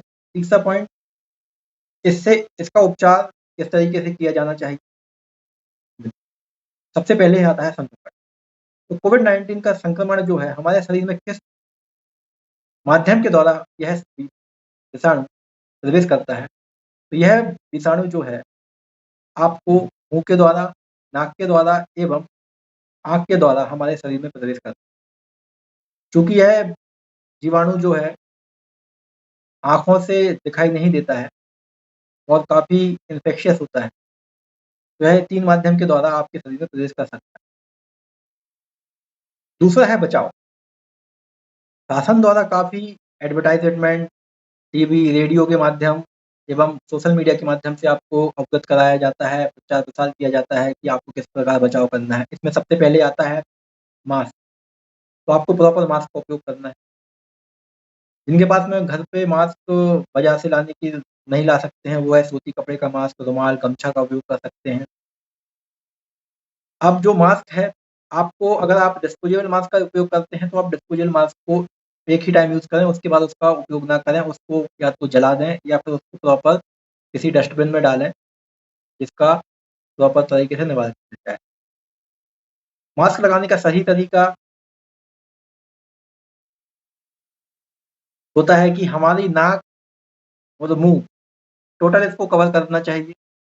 काफ़ी लोगों में देखा गया है कि उनको साँस लेने में तकलीफ़ होती है, तो वह अपना मास्क यहाँ खिसका लेते हैं। काफ़ी लोगों का मास्क यहाँ लटका हुआ होता है। यह सही तरीका नहीं। आपको अपनी नाक एवं मुँह को कवर करके रखना है एवं बार-बार आपको मास्क को टच नहीं करना है। आपका जो आँख, नाक और मुँह का एरिया है, उसको आपको टच नहीं करना है। आपका पूरा मास्क कवर हो और आपको उसको एक बार लगाने के पश्चात जब आप उसको निकालें, घर जाने के बाद में, तभी आप उसको निकालें। और निकालने का तरीका भी है कि आप उसको डायरेक्टली इस तरीके से निकालें और अपने हाथों को साफ करें। दूसरा आता है हैंड हाइजीन। तो आपको प्रॉपर किसी भी वस्तु को छूने के पश्चात में बार-बार आप अपने हाथों को धोएँ। हो सके तो साबुन से या सोडे का उपयोग करके पानी से हाथ धोएँ। जिनके पास में पानी ना हो या इमरजेंसी में बाहर हों, वो लोग सैनिटाइज़र का उपयोग कर सकते हैं। सभी को सैनिटाइज़र का उपयोग करने की आवश्यकता नहीं।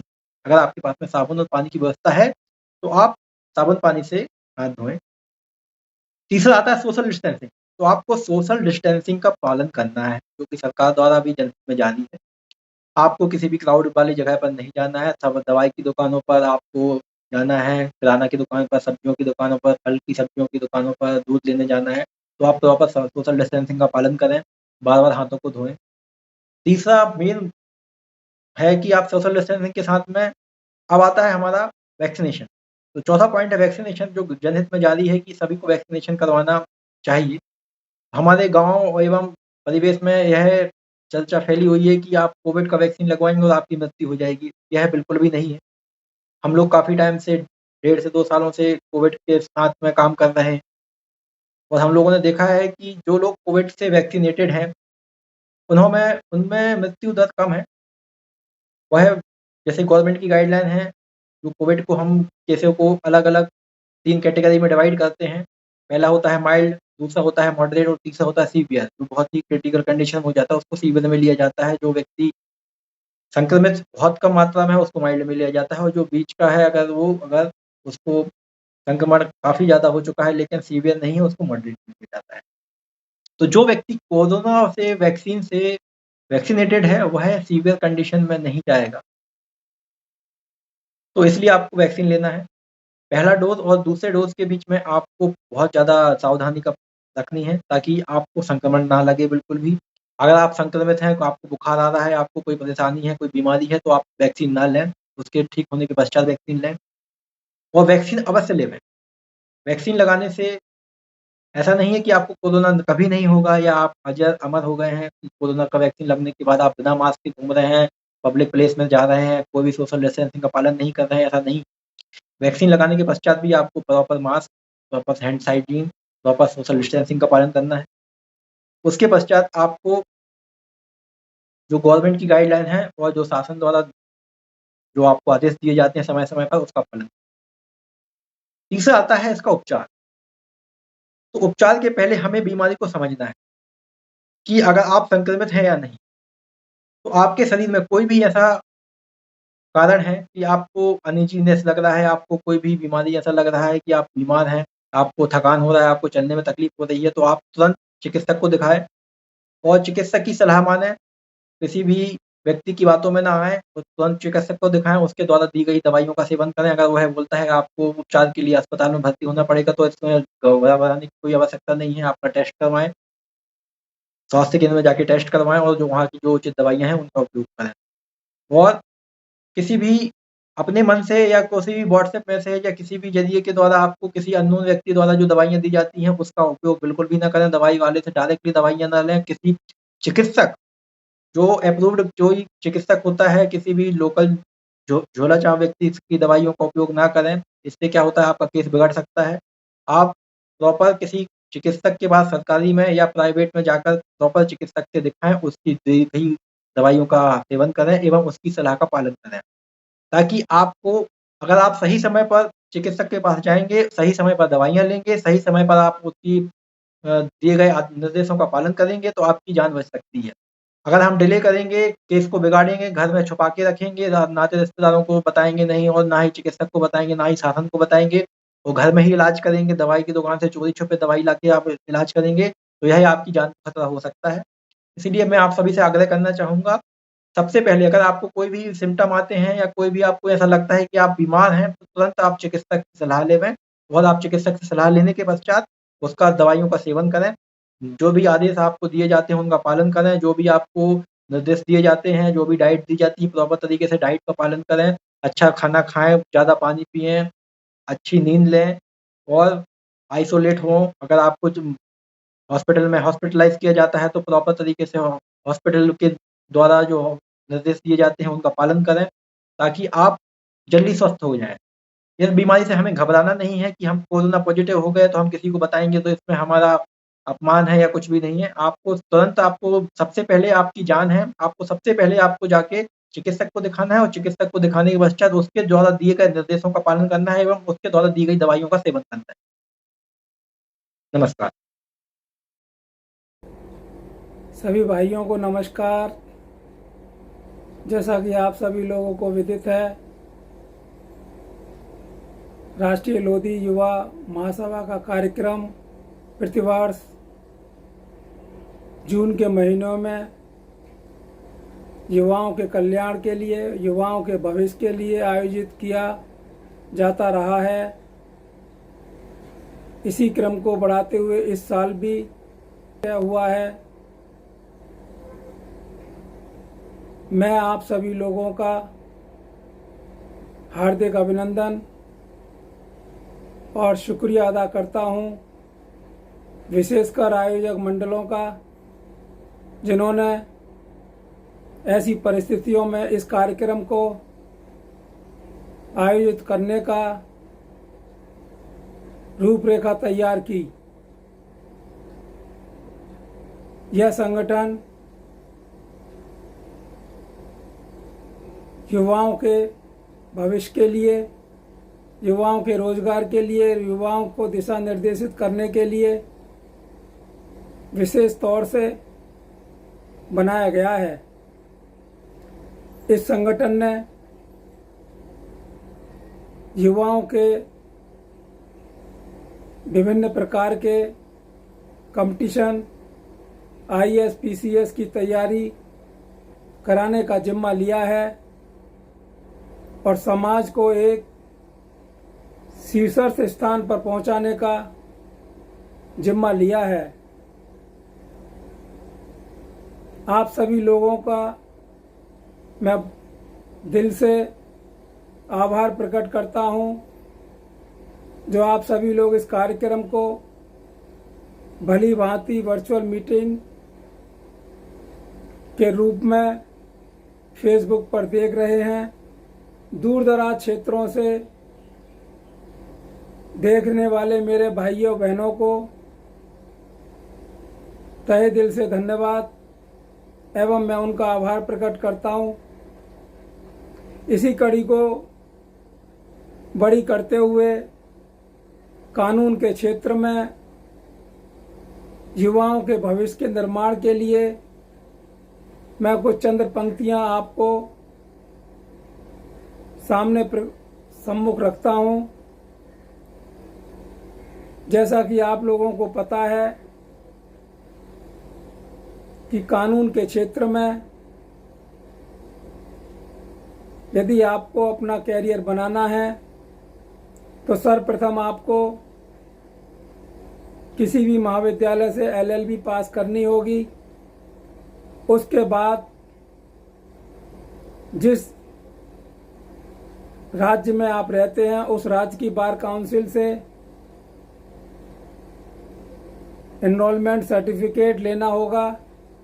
तत्पश्चात आप एडवोकेट बन जाएंगे और संपूर्ण भारत में कहीं पर भी वकालत कर सकते हैं।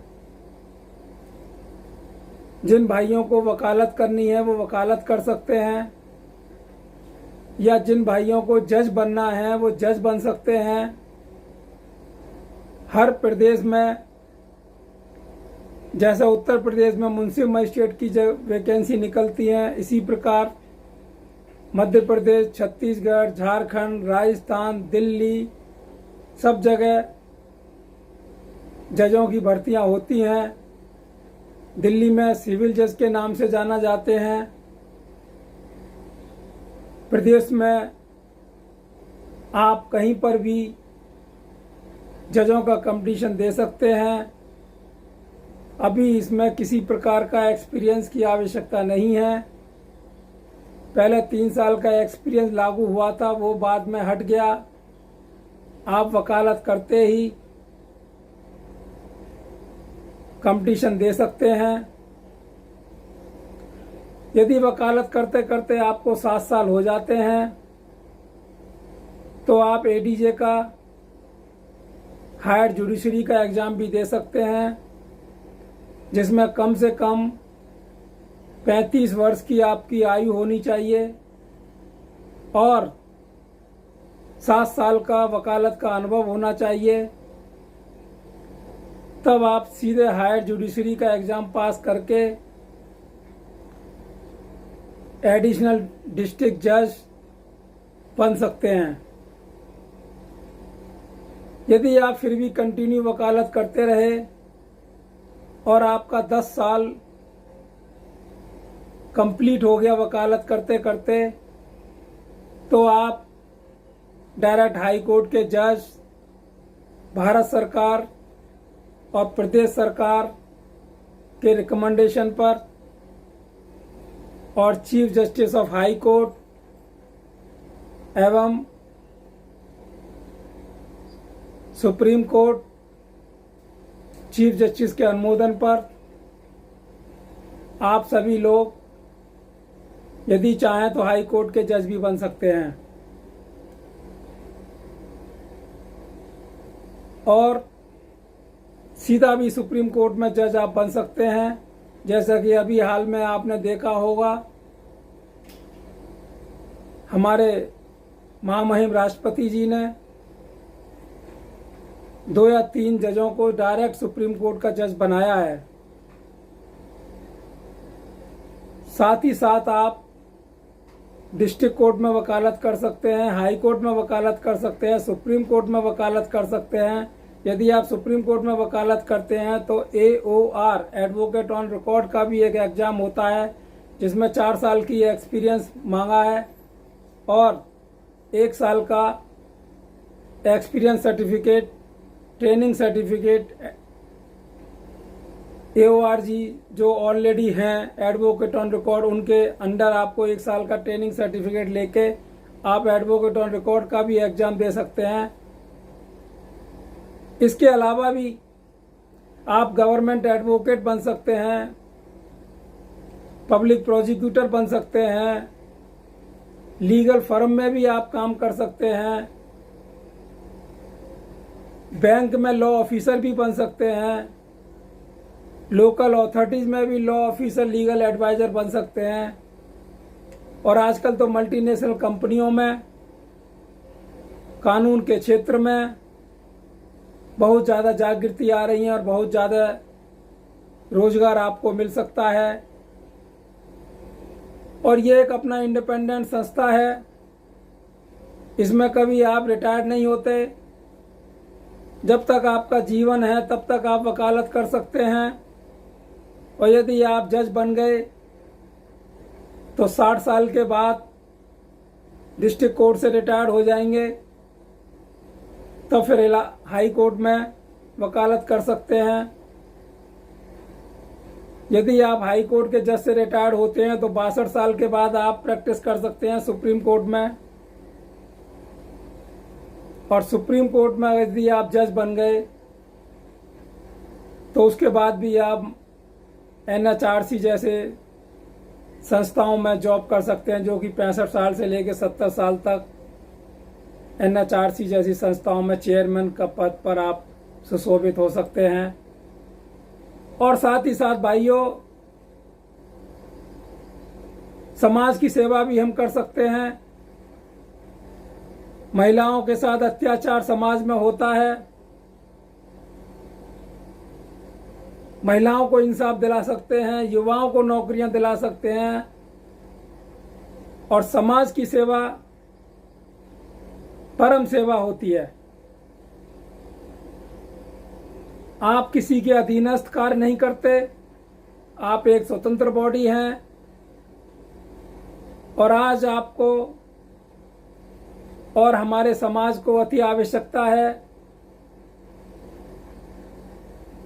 जो आए दिन आप देखते रहते हैं कि हमारे समाज पर किस तरह का लोग अत्याचार करते हैं, उसके लिए एक कानूनी संस्था का होना अति आवश्यक है, जिससे कि हमारे समाज को इंसाफ मिल सके।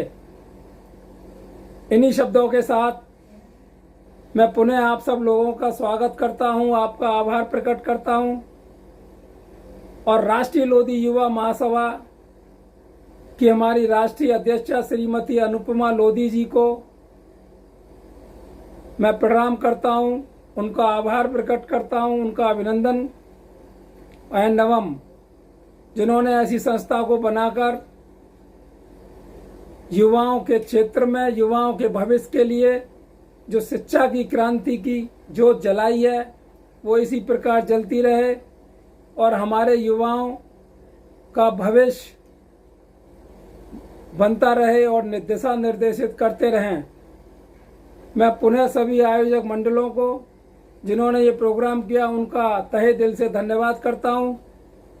और आप लोगों ने जो दूर दराज क्षेत्रों में बैठकर मेरी वाणी को सुना, उसके लिए मैं आपका तहे दिल से शुक्रगुजार करता हूं। मैं आपको अपना परिचय दे देता हूं। मेरा नाम राजकुमार भारती एडवोकेट, मैं सुप्रीम कोर्ट में वकालत करता हूं। मैं डिस्ट्रिक्ट बुलंदशहर प्रदेश उत्तर प्रदेश का रहने वाला हूं और दिल्ली में मैं पश्चिम बिहार में रहता हूं। आप सभी लोगों का मैं हार्दिक अभिनंदन करते हुए आमंत्रित करता हूं, यदि आप दिल्ली आएँ तो मुझसे मिलकर जाएं। मेरा फ़ोन नंबर 9868101925।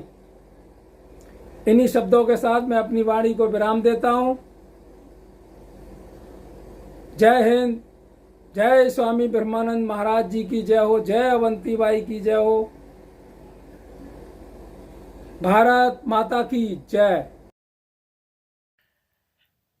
दोस्तों नमस्कार, मैं आपका अपना महेंद्र सिंह लोधी, एक्टर और डायरेक्टर।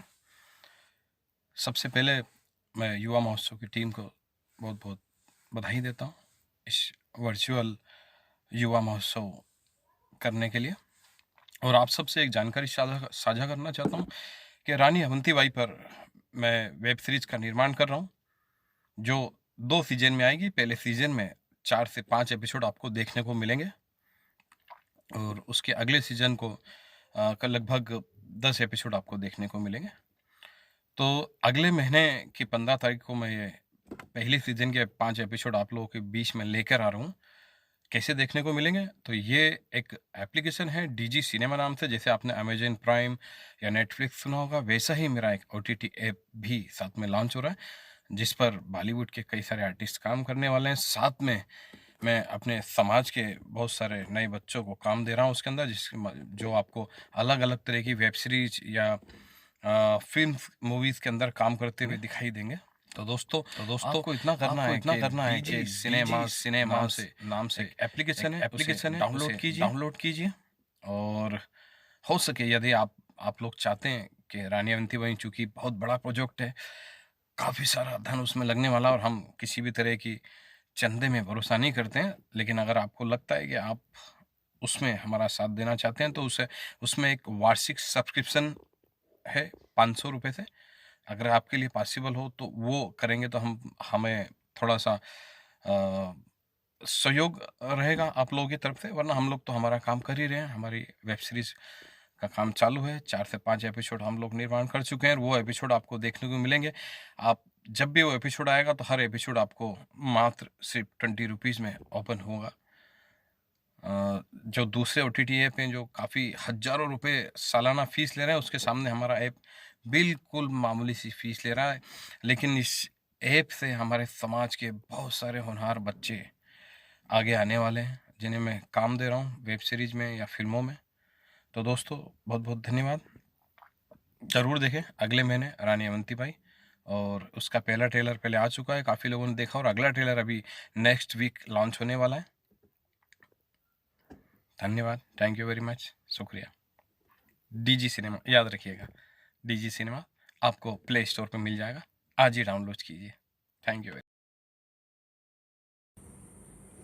परम पूज्य स्वामी ब्रह्मानंद जी महाराज 1857 की क्रांति की वीरांगना महारानी अवंतीबाई लोधी जी और शहीद गुलाब सिंह जी लोधी जी के चरणों में सादर नमन करते हुए मैं RLOIM की राष्ट्रीय अध्यक्षता श्रीमती अनुपमा सिंह जी और हमारे समाज के प्रेरणा स्रोत मार्गदर्शक श्री NBS सर को सादर प्रणाम करता हूँ। 7वें राष्ट्रीय लोधी युवा महासम्मेलन में प्रतिभाग कर रहे सभी समाजी भाईजन बंधुओं का बहुत बहुत स्वागत है, अभिनंदन है, वंदन है। इस महामारी के दौरान हो सकता है कि कई लोग बुरी तरह प्रभावित हुए हों, तो इसलिए मेरा विनम्र निवेदन है कि सभी लोग वैक्सीनेशन अवश्य करा लें और पूरी सावधानी बरतें। इस दौरान हमारे समाज की गतिविधियां बहुत ही बुरी तरह प्रभावित हुई हैं, जैसे कि यह महासम्मेलन उत्तर प्रदेश में किया जाना प्रस्तावित था, लेकिन भिन्न भिन्न कारणों से, और सबसे उसमें से मुख्य कारण महामारी है, इसलिए इसको वर्चुअल मोड में किया जा रहा है। दूसरा मुद्दा इसमें है शिक्षा, जो बहुत बुरी तरह प्रभावित हुई है, चाहे वो 10वीं की परीक्षाएं हों, 12वीं की परीक्षाएं हों, या ग्रेजुएशन लेवल की, या अन्य किसी प्रतियोगी परीक्षाओं की बात हो। तो इसके लिए कुछ छात्र जो बाहर पढ़ने गए थे, तैयारी करने गए थे, वो लोग गांव भी वापस आए हैं। उन सब से मेरा एक ही निवेदन है कि इस आपदा को अवसर में बदलें, नए नए तरीके अपनाएं, ऑनलाइन के माध्यम से विधिवत तैयारी करें और अपनी स्ट्रेटजी खुद बनाएं। समाज के बहुआयामी विकास में शिक्षा का बहुत बड़ा योगदान होता है, विशेषतया जब बात निम्न और मध्यम वर्ग की हो, क्योंकि उसके अलावा उस वर्ग के पास कोई ऐसी विशेष क्षमता नहीं होती है जिससे वह आगे बढ़ सके, अपने जीवन को आगे उत्थान की तरफ ले जा सके। शिक्षा रूपी अस्त्र से ही सारी समस्याओं का समाधान संभव है, जैसे रोजगार प्राप्ति, व्यावसायिक प्रशिक्षण और उसका विकास, आध्यात्मिक चिंतन मनन इत्यादि इत्यादि। सबसे पहले अपने लक्ष्य का निर्धारण बहुत ज़रूरी है। उसके लिए आप ढेर सारी जानकारी जुटाएं, आपस में विचारों का आदान प्रदान करें, और उस क्षेत्र में जो लोग आगे बढ़ चुके हैं उनसे जानकारी प्राप्त करें। जैसे प्रतियोगी परीक्षाओं की बात करें तो लक्ष्य भेदने के लिए कुछ मूल बिंदुओं पर फोकस करना ज़रूरी है। उनमें से मैं कुछ का चर्चा आपके साथ करता हूं। सबसे पहले अपने लक्ष्य को निर्धारित करने के लिए, कुछ मटेरियल को इकट्ठा करने के लिए, पुस्तकों के लिए और सिलेबस को कवर करने के लिए आपको एक बहुत ही सटीक सशक्त जानकारी की आवश्यकता होती है। तो मेरा निवेदन है कि आप या तो आप ऑनलाइन के माध्यम से या किसी अपने जानकार के माध्यम से ये सब जानकारी जुटा लें और लक्ष्य को कवर करने वाली सारी चीज़ें जुटा लें। उसके बाद आप अपने स्ट्रेटजी को बनाएं कि मैं क्या कर सकता हूं, क्या मेरे पास अच्छी खूबी है, क्या मेरे पास कमजोरी वाला पॉइंट है। उस चीज़ को आप नोट कर लें और उसी हिसाब से अपनी स्ट्रेटजी खुद सेट करें। हो सकता है कि आप किसी की कट पेस्ट स्ट्रेटजी जो है पूरी तरह से आत्मसात ना कर सकें, इसलिए आप अपने हिसाब से उसको थोड़ा बहुत मॉडिफाई करके और उसको आत्मसात करने का प्रयास करें। बहुत छोटे छोटे टारगेट्स आप बनाएं, जैसे कि आप डेली टारगेट बना सकते हैं, वीकली टारगेट बना सकते हैं या मंथली टारगेट बना सकते हैं। एक बड़ा प्लान आपका साल भर का पूरे एग्जामिनेशन के हिसाब से आपको सेट करना है। तो ये आपकी जो है एक तैयारी कहें उस परीक्षा की, या कहें कि एक स्ट्रेटजी बेहतर आप उस अनुरूप बनाएं ताकि वो परीक्षा के टाइम तक आते आते वो आप पूरा कर सकें। उसके अलावा एक और बहुत बड़ी समस्या है हमारे समाज के लोगों में कि या छात्र छात्राओं में कहें कि जैसे ही मोड का चेंज होता है, जैसे ऑफलाइन से ऑनलाइन या ऑनलाइन से ऑफलाइन हो, ये जो अलग अलग मोड्स हैं एग्जामिनेशन के जो आजकल चलन में हैं, जैसे ही मोड परिवर्तन होता है तो हमारी एफिशिएंसी जो है डाउन हो जाती है।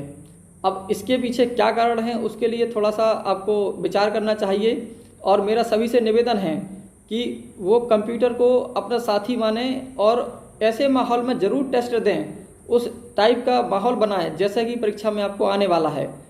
उससे आपके तमाम फायदे होंगे, आपकी एफिशिएंसी अपने आप जो है बढ़ जाएगी। नहीं तो ऐसा भी मैंने कई बार देखा है कि बहुत ही अच्छे टैलेंटेड बच्चे हैं लेकिन उनका जाके कंप्यूटर के साथ तालमेल ठीक से नहीं हुआ, जिससे वजह से उनकी जो परफॉर्मेंस है वो बहुत ही बिगड़ गई है। इवन सिलेक्शन भी नहीं हुआ, लिस्ट से बाहर हो गए हैं। तो ये सब चीज़ें, और अगर आप टेस्ट सीरीज उसी माध्यम से देते हैं जिस माध्यम में आपका ओरिजिनल पेपर होने वाला है, तब आपको डबल फायदा होता है। जैसे कि आपकी कौन कौन सी खामियां हैं वो आपको पता लग जाएंगी, आपकी कितनी तैयारी हो गई है वो आपको पता लग जाएगा, और समय पर कैसे कमांड रखना है, लिमिटेड समय में आपको कितना बढ़िया परफॉर्मेंस करना है, ये भी आपका वहीं से डिसाइड होता है। विफलताओं, अब इसके साथ कई बार जब तैयारी करते हैं तो कई सारी विफलताएं भी सामने आती हैं। इन विफलताओं से घबराना नहीं है, ये कोई नई बात नहीं है। जितने भी लोग सफल होते हैं पहले वो विफल जरूर होते हैं, और अगर नहीं होते हैं तो वो लोग सुपर जीनियस लोग हैं। उन सब की श्रेणी में मैं तो नहीं आता हूँ। मैं अपना अनुभव के आधार पर बताऊँ तो असफल कई बार हुआ हूँ, लेकिन कभी संघर्ष के लिए मुँह नहीं मोड़ा और संघर्ष के लिए हमेशा प्रयासरत रहा। तो इसीलिए एक दिन ऐसा जरूर आता है जब आप उस चक्र से, दुष्चक्र से बाहर निकलते हैं और सफलता आपके कदम चूमती है। इसलिए मैं एक ही लाइन बोलता हूँ कि हारा वही जो लड़ा नहीं। ये टैगलाइन समझिए या ये वाक्य है जो आत्मसात करने वाला है। तो ये सब चीज़ों का आपको ध्यान रखना है असफलता के टाइम में। एक चीज़ और कहना चाहता हूँ कि आज के दौर में सभी जो मेरे भाई बंधु बहन भाई हैं वो टेक सेवी हैं। मोबाइल का बहुत उपयोग होता है, अब उसका सदुपयोग करें या दुरुपयोग करें ये आपके हाथ में है। तो मेरा सभी से निवेदन है कि मोबाइल को बहुत ही कम से कम यूज करें, और यूज करें तो केवल अपने काम के लिए। पहले डिसाइड कर लें कि मोबाइल हाथ में आया तो मुझे क्या देखना है क्या नहीं देखना है, पहले लिस्ट बना लें और जैसे ही काम खत्म हो उसको तुरंत बंद करके रख दें। अन्यथा क्या होता है कि जो आर्टिफिशियल इंटेलिजेंस करके गूगल है या यूट्यूब है आपके सामने ऐसी चीज़ें परोसता है कि आप उसको देखने के लिए मजबूर रहते हैं। तो थोड़ा सा आत्मसंयम बरतें, आप अपने ऊपर कंट्रोल रखें और मोबाइल को जितने जल्दी आपका काम खत्म हो जाए तुरंत उसको बंद कर दें। तो ये थोड़ा सा ये कहें कि थोड़ा सा आपका समय भी बचेगा और जो भटकाव है वो भी आपका कंट्रोल होगा। अंत में एक और चीज़ है वो है आपका आत्मविश्वास।